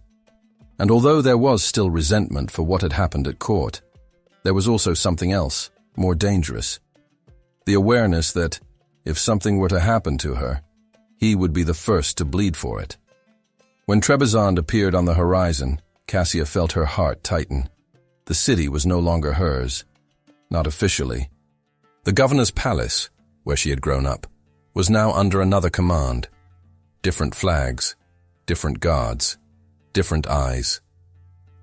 We cannot enter there, she said in a low voice while watching the towers in the distance. Alexios followed her gaze. I know. She took a deep breath. But there are people who are still loyal to my father. He turned to her. Who? One of them is named Gregorios Melanthos. He was the logothete of trade records. Another is Ioannis Kallistratos, responsible for the fiscal archives and official correspondence. She paused. Both served my father for more than 20 years, and both know when a decree does not smell of truth. Alexios studied her for an instant. And do they know you are here? Not yet. She pressed her fingers together. If I am right, someone tried to erase tracks, and that is only done when there is something to hide. 2 days later, under simple cloaks and with a few escort men kept at a distance, Cassia walked through a part of the city she no longer completely recognized. She was no longer the governor's daughter. She was just a woman waiting in a narrow square between old warehouses and scribes' workshops. Alexios watched from the shadows. She was nervous. He saw it in the way she held her hands, how she looked around with too much attention. You shouldn't have come personally, he murmured, approaching from behind. Cassia turned. If they don't trust me, they won't trust anyone. Gregorios's name was whispered by a messenger. The answer would come at nightfall, they said. They had to wait. And it was in the waiting that danger found its way. The first sign was the sudden silence. Then, footsteps that were too fast. Alexios felt it before he saw it. Cassia! He called out, pulling her back at the exact instant a blade passed where her neck had been a second before. The attacker emerged from the shadows like a hungry animal. Alexios lunged without thinking. The clash was brutal, swift, definitive. When it all ended, the man lay on the ground, and Cassia was leaning against the wall, her face pale, her breathing irregular. Alexios held her shoulders, with too much force, like someone who needs to be certain she is still there. "Are you hurt?" She shook her head, but her legs were trembling. He did not let go immediately. Their eyes met, at a dangerous distance. She felt the heat of his hands, even through the fabric. She felt her own heart racing, and not just from fear. "They tried to kill me," she whispered. "No." His voice was low, hard. "They tried to silence you." For an instant he pulled her against him, in a gesture that was not exactly conscious, merely necessary. She stayed there, without resisting, without thinking. Then, as if both realized what they were doing, they stepped apart. But something had already changed. That same night, they found Gregorios Melanthos in a discreet house, built of light stone, away from the main roads and protected by ancient olive trees. The interior was simple but dignified, like the man who lived there. When Cassia crossed the threshold, Gregorios could not contain his tears. He brought his hand to his chest, as if he needed to steady his own body before taking 2 steps forward and inclining his head before her, in a gesture that mixed respect and old affection. "My lady," he said, his voice failing, "Trebizond has not been the same since you left. Our land misses its most esteemed daughter." Cassia smiled sadly, tears in her eyes. His eyes then slid to Alexios. There was an instant of cautious, almost protective evaluation, the kind of look that measures intentions before granting trust. Cassia noticed. "You can trust him, Gregorios," she said softly. "The commander is here for me, and for justice." The old man took a deep breath, nodding slowly. "Then I thank the heavens for that," he murmured, "because you were always too precious for this world of dirty games." He gestured for them to sit. "I've been conducting a silent investigation over the last few months, Cassia. They lied," he continued, his voice firmer now. "The reports were tampered with. The trade routes, the tributes, the entry and exit records. Everything was manipulated before going to Constantinople. Your father would never sign those orders. Everything indicates that he was the target of a conspiracy to remove him from power." Cassia felt her throat tighten. Alexios stepped a little closer. "I missed this place so much, Gregorios," she confessed, her eyes misty. "Our people, the streets, the voices. I thought that I would never set foot on this land again without the weight of shame. To have been torn from my place unjustly." Gregorios shook his head with sorrow. "Shame does not belong to you, my lady. Leonidas governed with prudence. He thought of the people before himself. The new governor," he sighed, "is another man." Alexios remained in silence, attentive. "Ambitious," Gregorios proceeded, "quick to please those with power, slow to listen to those who work the land. He surrounded himself with advisors who change sides with the wind. I don't even trust them myself." Cassia closed her eyes for a moment. "And the people?" "They survive," he replied, "as always. But they miss you, much more than they dare to say." At that moment, Ionas Kallistratos approached them with a small chest of dark wood. He opened it carefully, revealing copies of records, old seals, and fragments of correspondence. "This is what I found, lady," he said in a low tone.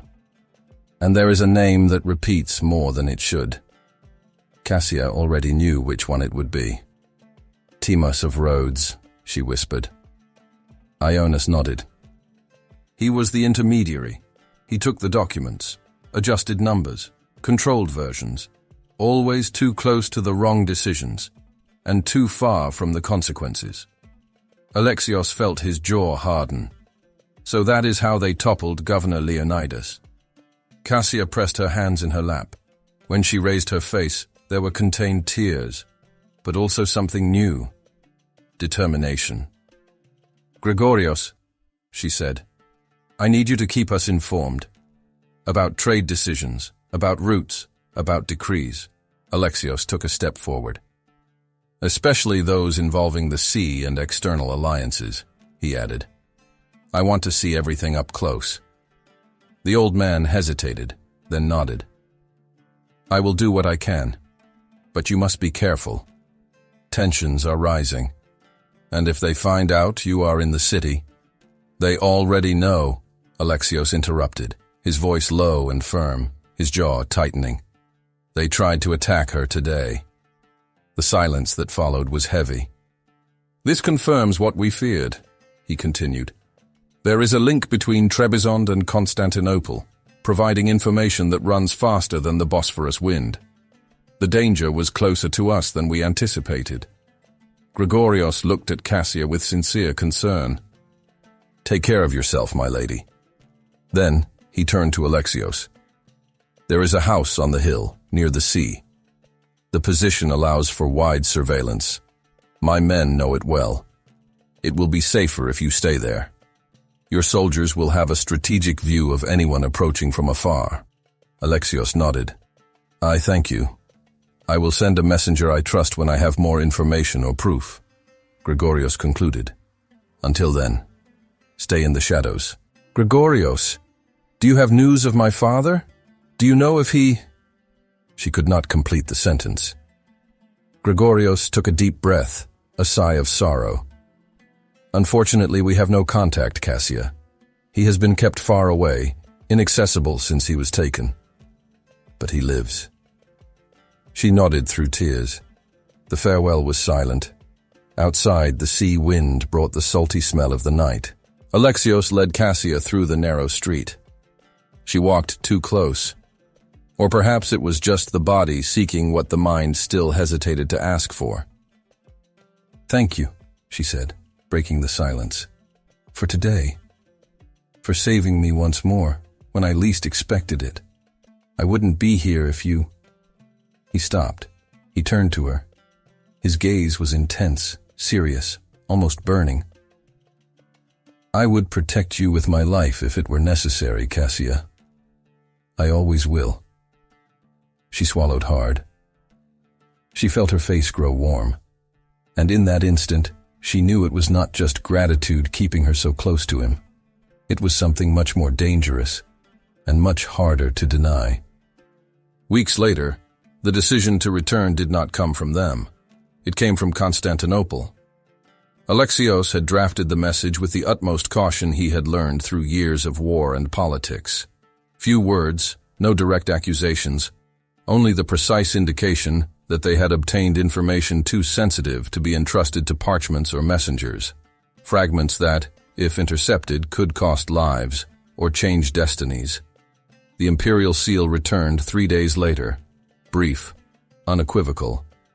The Basileus authorized the immediate return of both, not as the accused, not as exiles, but as pieces that now carried something the empire itself needed to hear, away from prying ears. When they left Trebizond, Cassia did not look back. She knew that land would call to her again, but not at that moment. Now she carried with her more than longing or pain. She carried proof, memories, and the silent weight of a truth that could not yet be spoken aloud. The crossing was tense. Alexios remained as vigilant as ever, but there was something different about him, a closer care, a silence that did not push away. It protected. When the gates of Constantinople finally rose before them, the city seemed the same, but nothing was anymore. Irene watched their arrival from the top of one of the galleries, her light veil framing a face too serene to be honest. The smile that appeared on her lips was the same as always, elegant, contained, impeccable. But behind it, there was calculation. They had survived. They had returned by direct order of the Basileus, and that meant something had escaped her control. She did not want merely to remove them from the court. Not anymore. Now she wanted to destroy them. Because she finally understood what she had previously underestimated. Apart, Cassia of Trebizond and Alexios Komnenos were inconveniences. Together, they became dangerous. Not only emotionally, politically, and this time the blow would not be whispered in dark corridors or diluted in rumors. It would be launched in the light of day, before the council, before the court. The throne room was silent in a way that did not announce peace, but expectation. The marble columns rose like ancient witnesses, and the light streaming through the high windows filtered in golden tones, touching the polished floor where motionless shadows were reflected. The basileus remained seated, his posture relaxed only in appearance, his long fingers resting on the arm of the throne with a control that few knew how to imitate. Before him, Irene spoke. Her voice did not rise. It did not need to. It was sweet, measured, almost respectful, the kind of tone that made accusations seem like legitimate concerns and poison sound like zeal. "Majesty," she began, bowing her head slightly, "I fear our hospitality has been interpreted as weakness. Young Cassia of Trebizond is not merely the daughter of a man deposed for disloyalty. She is the heir to his ambitions." A few advisors exchanged discreet glances. Irene continued, sliding each word with care. "Leonidas governed as one who serves two masters. He was removed because he betrayed the empire, and now his daughter appears here under the pretext of refuge. But perhaps it would be more correct to say, under the guise of an observer, of continuity." She took a slow step forward. "I do not claim she is an overt conspirator," she added with false modesty. "Only that she may be an instrument, a silent weapon, someone prepared to conclude what her father began." The basileus did not react. The absence of a response encouraged her. "And there is yet another concern, Majesty." She made a studied pause. "Commander Alexios Komnenos, a man whose loyalty was never questioned until now." Her eyes rose, briefly triumphant. His constant proximity to the young woman, his interference in matters that did not concern him, discreet orders given in her favor, excessive protection. All of this can be interpreted as compromise. She did not say love. She did not say desire. She said something much more dangerous. A lack of neutrality. The silence that followed was thick. The basileus observed. When he finally spoke, his voice was too calm to be innocent. "Ask them to enter." Irene's smile was almost imperceptible. Alexios Komnenos entered first. His presence altered the air of the hall like the arrival of a contained storm. He walked with firmness, but without theatrical rigidity. Behind him, Cassia advanced with serene steps, her bearing erect, her face too calm for someone being judged in silence. She did not look at Irene. She did not need to. The basileus received them with a polite gesture.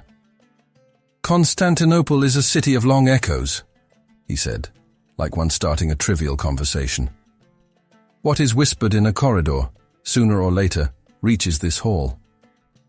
Alexios understood. Cassia did as well. "Tell me, Commander." The basileus proceeded, his eyes fixed on him. "When a tree begins to sicken, is it prudent to cut its branches or investigate the root?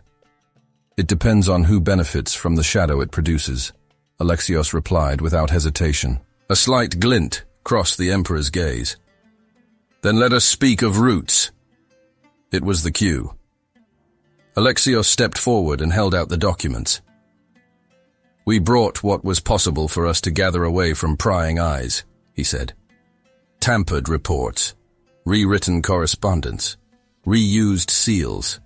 Everything points to a single intermediary, Timos of Rhodes."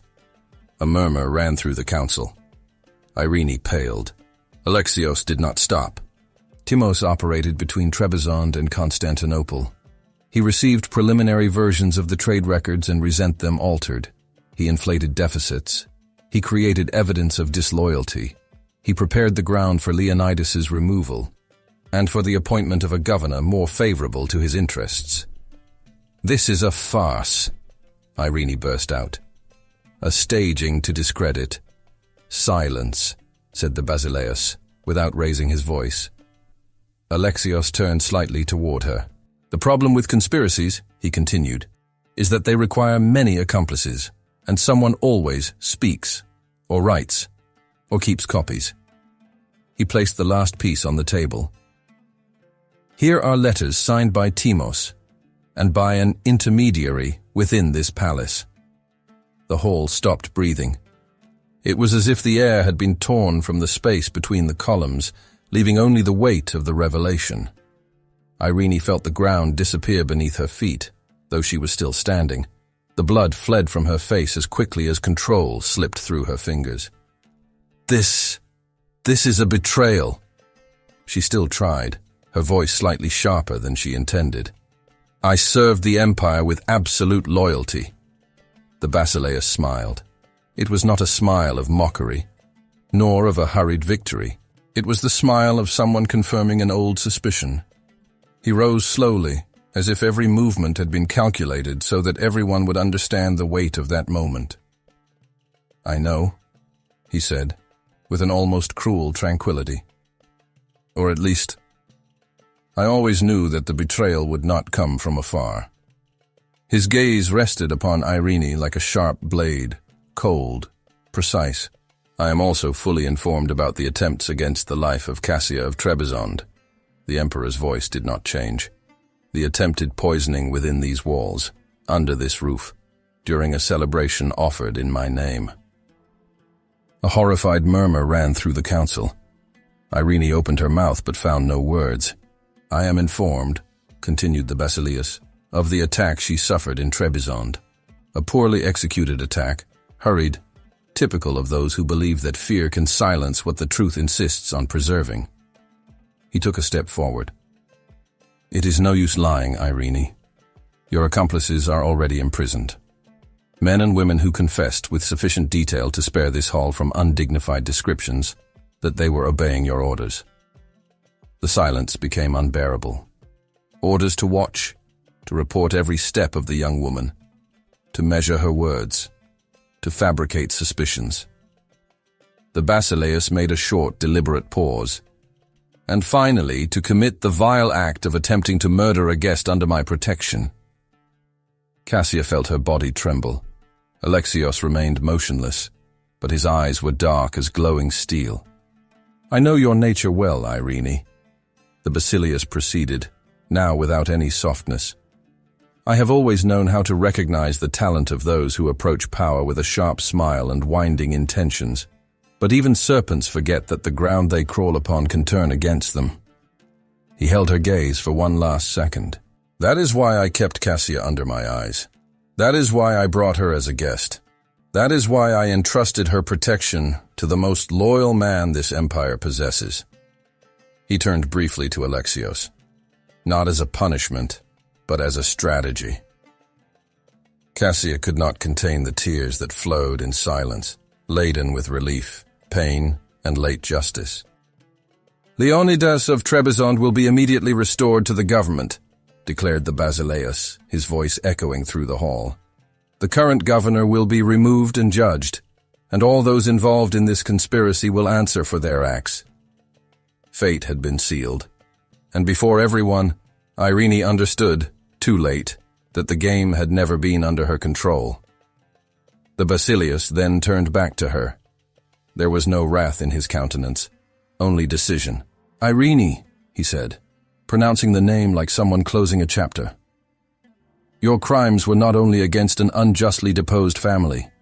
They were against imperial hospitality, against the stability of the empire, and against the trust placed in someone who walked freely within these walls." She tried to say something. She found no voice. "By law," he continued, "and by the example this throne must uphold, you will be stripped of all titles, privileges, and protections granted by the court." A collective gasp ran through the hall. "You will be sent into permanent exile to a province far from the roots of power, trade, and influence." The basileus's voice hardened slightly. "Where you can no longer whisper poisons, nor touch the threads that sustain the government of this empire. Irene paled completely. Timos of Rhodes and the other conspirators will share this fate, separated from the center, separated from the ambition that guided them.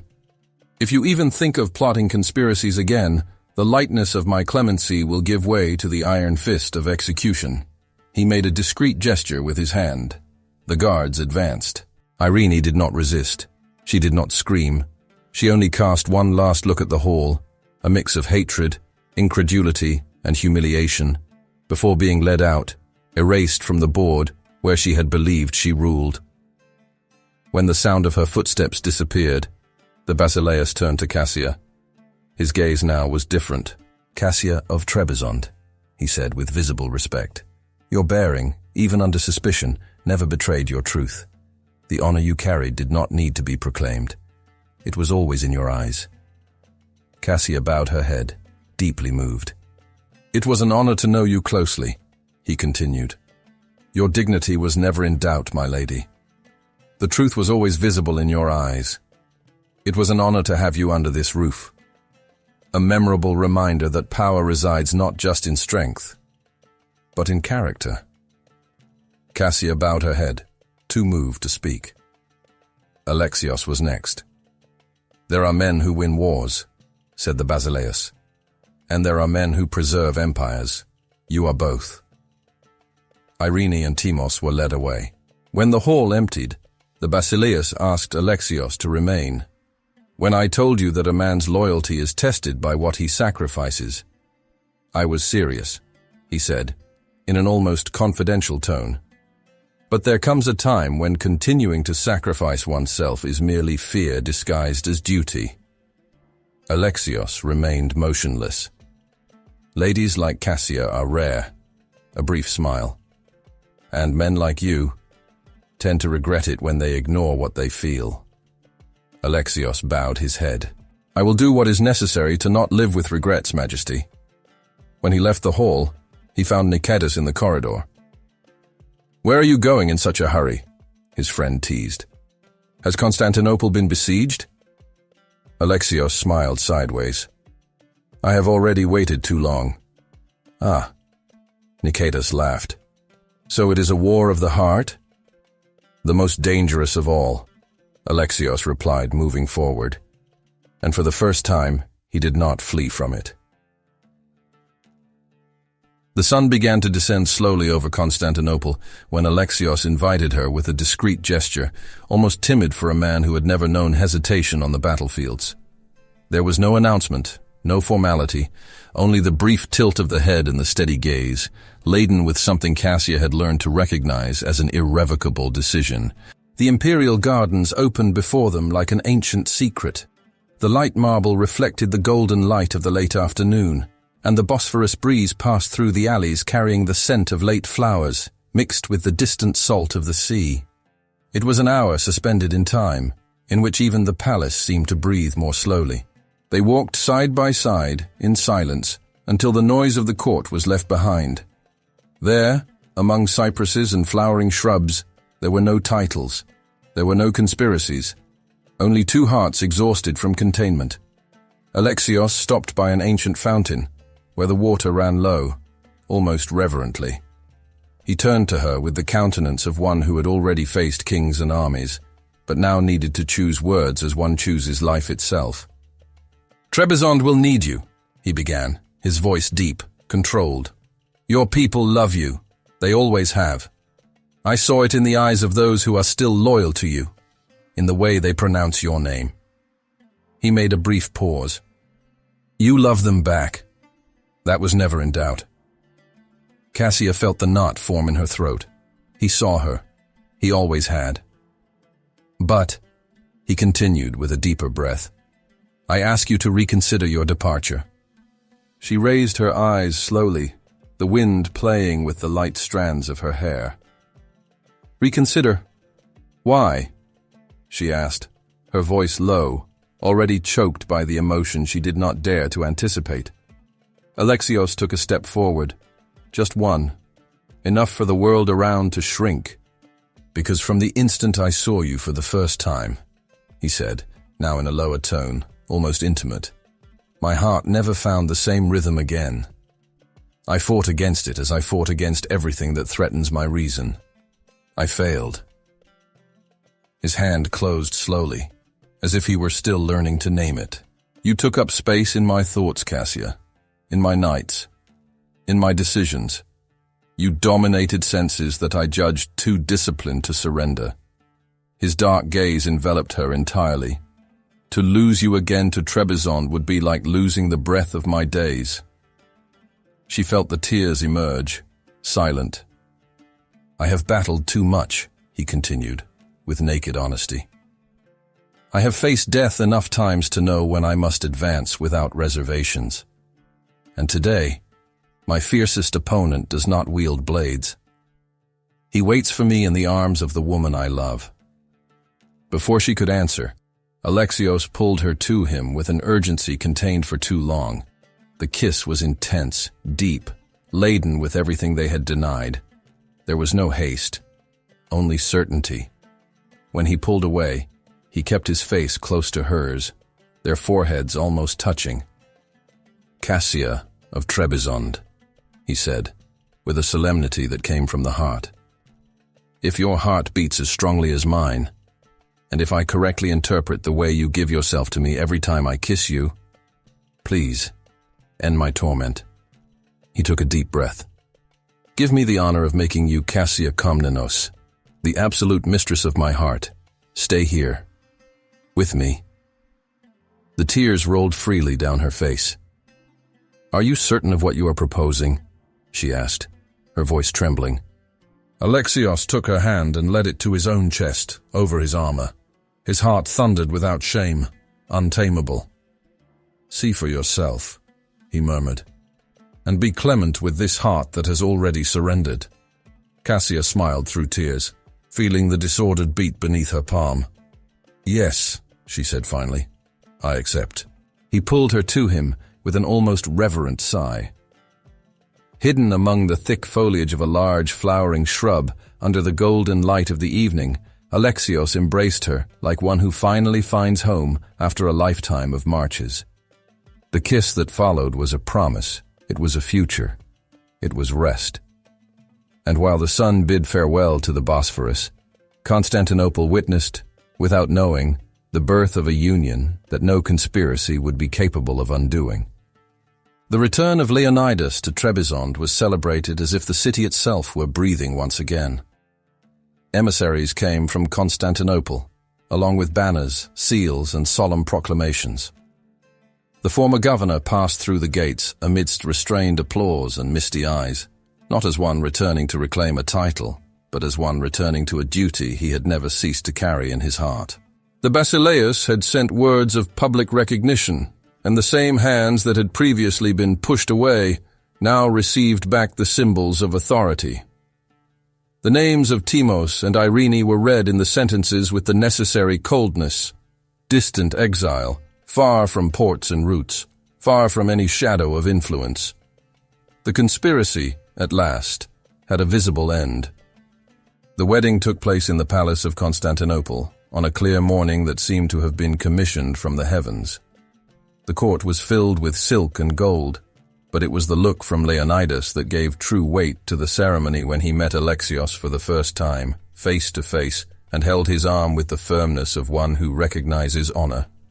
He thanked him without long speeches, only with simple and definitive words, the kind that stay.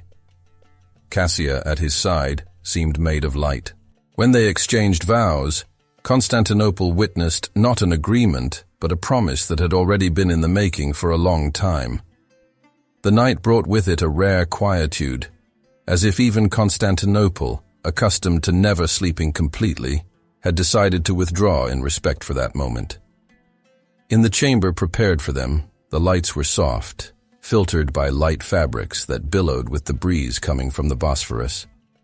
There were flowers, the discreet perfume of oils, and above all, there was a sense of a journey's end and of a beginning.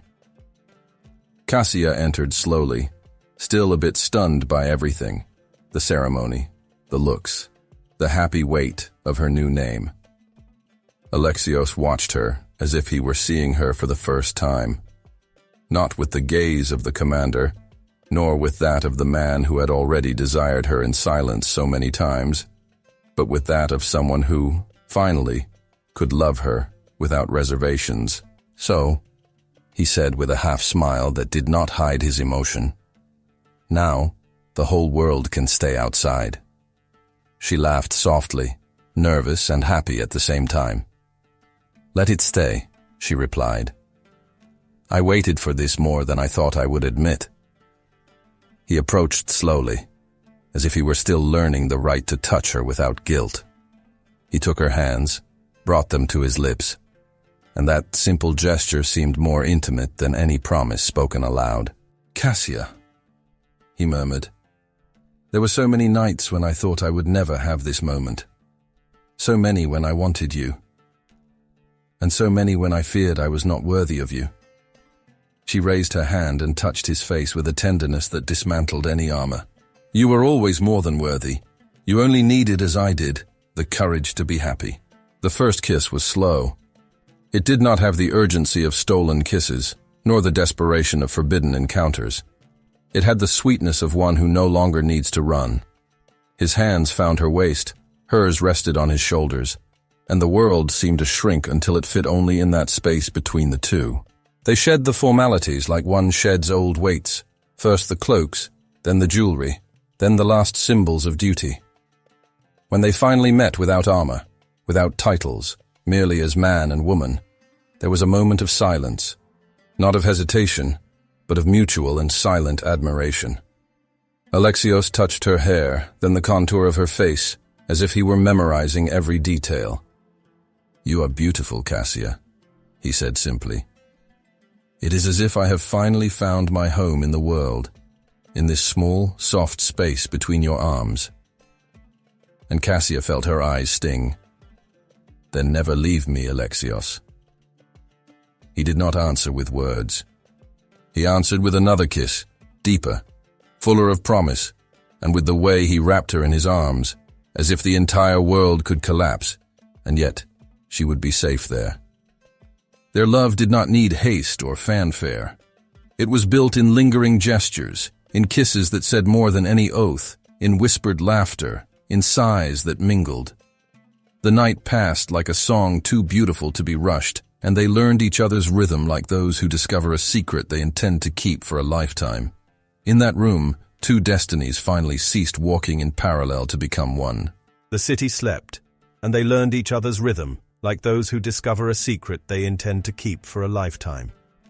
The years passed with the dignity of those who know where they are going. Alexios continued to serve the empire when war called, and Cassia learned to wait with the courage of one who loves. The first warning did not come from the streets, but from the towers. The long and solemn sound of the watch horns, the bugles from the watchtowers of the eastern wall, pierced the air like an ancient call, making the birds take flight and the palace courtyard stir in a sudden awakening. Cassia rose immediately. That was not just any call. It was the signal of a returning column, of men coming from campaign. She ran to the window.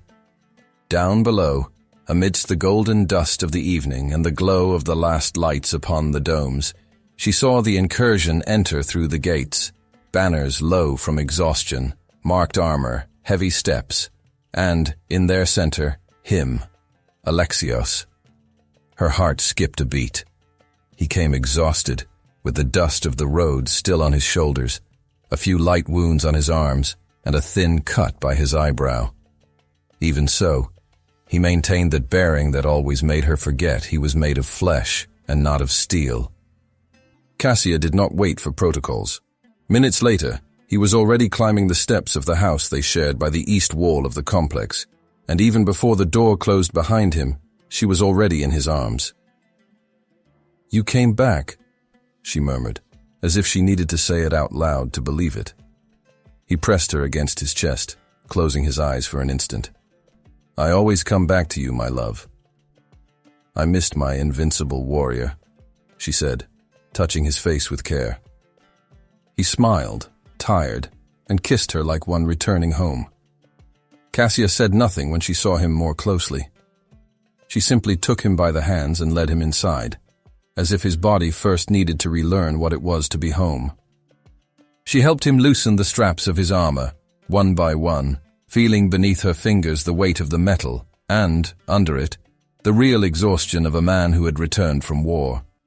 She prepared the bath, brought hot water, and with firm and gentle hands cleaned the dust of the roads, the dried blood, the small cuts he treated as nothing but which she knew all too well to ignore. "You always return pretending you are made of steel," she whispered, passing a warm cloth over his arm. "And you always remind me that you are made of flesh." He watched her in silence, with that look that mixed gratitude, desire, and something deeper, almost reverent. "And you always remind me why it is worth coming back," he replied low. While she tended to him, they spoke in quiet sentences about what had changed and what had remained the same. The tensions on the borders, the men who did not return, the small things of the palace, the news that arrived, and the news that never came. There was tenderness in the silences, and complicity even in the simplest gestures. When he finally dressed again, in clean clothes and his polished armor reflecting the soft light of the room, the contrast between the warrior and that intimate chamber made Cassius smile. He approached and leaned his forehead against hers, closing his eyes for an instant. "I must present myself to the Basilius," he said. "Tell him everything, the victory, the losses, what still needs to be done." She nodded, understanding. Then he lowered his voice a bit more, and the tone changed. It became slower, warmer. "But do not think that the war killed all my hunger." His hand slid to her waist, secure, possessive without being harsh. "I have a thirst that is not quenched in any battle." Cassia smiled in that way that was already a full promise. "Then do not be long," she replied. "I will be waiting." He kissed her, not with urgency, but with intention. A kiss that said, "I am coming back." He fulfilled his duty as always, fast, precise, impeccable. And when he returned, the night opened once more for them, in low laughter, soft provocations, hands that recognized each other even in the dark, and a tenderness that, as always, found the path to passion. The door closed, and the world once again stayed outside. Life rewarded them with 3 sons, Andronikos, Theodoros, and Michael, names that grew strong, trained with honor, sword, and discipline, but raised also among books, stories, and their mother's laughter. They ran through the same courtyards alongside Nicetas' son, and the friendship that had united their fathers spanned generations like a secure bridge. Cassia was the center of the home, pampered by the men who surrounded her, and yet the most demanding of herself when it came to character and justice. Leonidas governed Trebizond until old age, and the city prospered under a watchful, firm, and humane eye. There were difficulties, as there always are, but there was never a lack of commitment to the people, nor the courage to decide for what was right. As for Alexios and Cassia, they loved each other for their entire lives, not as those who live on promises, but as those who build days. And when their hair turned silver and the wars became memories, they still walked together through the gardens, under the same Bosphorus breeze, knowing that certain victories are not measured in conquered territories, but in the peace found upon returning home. If this story made your heart beat faster, leave your like. It helps this romance reach more people who love intense stories like you. Tell us in the comments what you felt. Which scene moved you most? We read everything. And if you want to go further, follow us on Spotify and Patreon. There we are building a community of passionate romantics, with exclusive stories, extra scenes, and brand new moments that continue to fuel the passion of your favorite characters. The links are in the pinned comment. Thank you for watching. I'll see you in the next love story.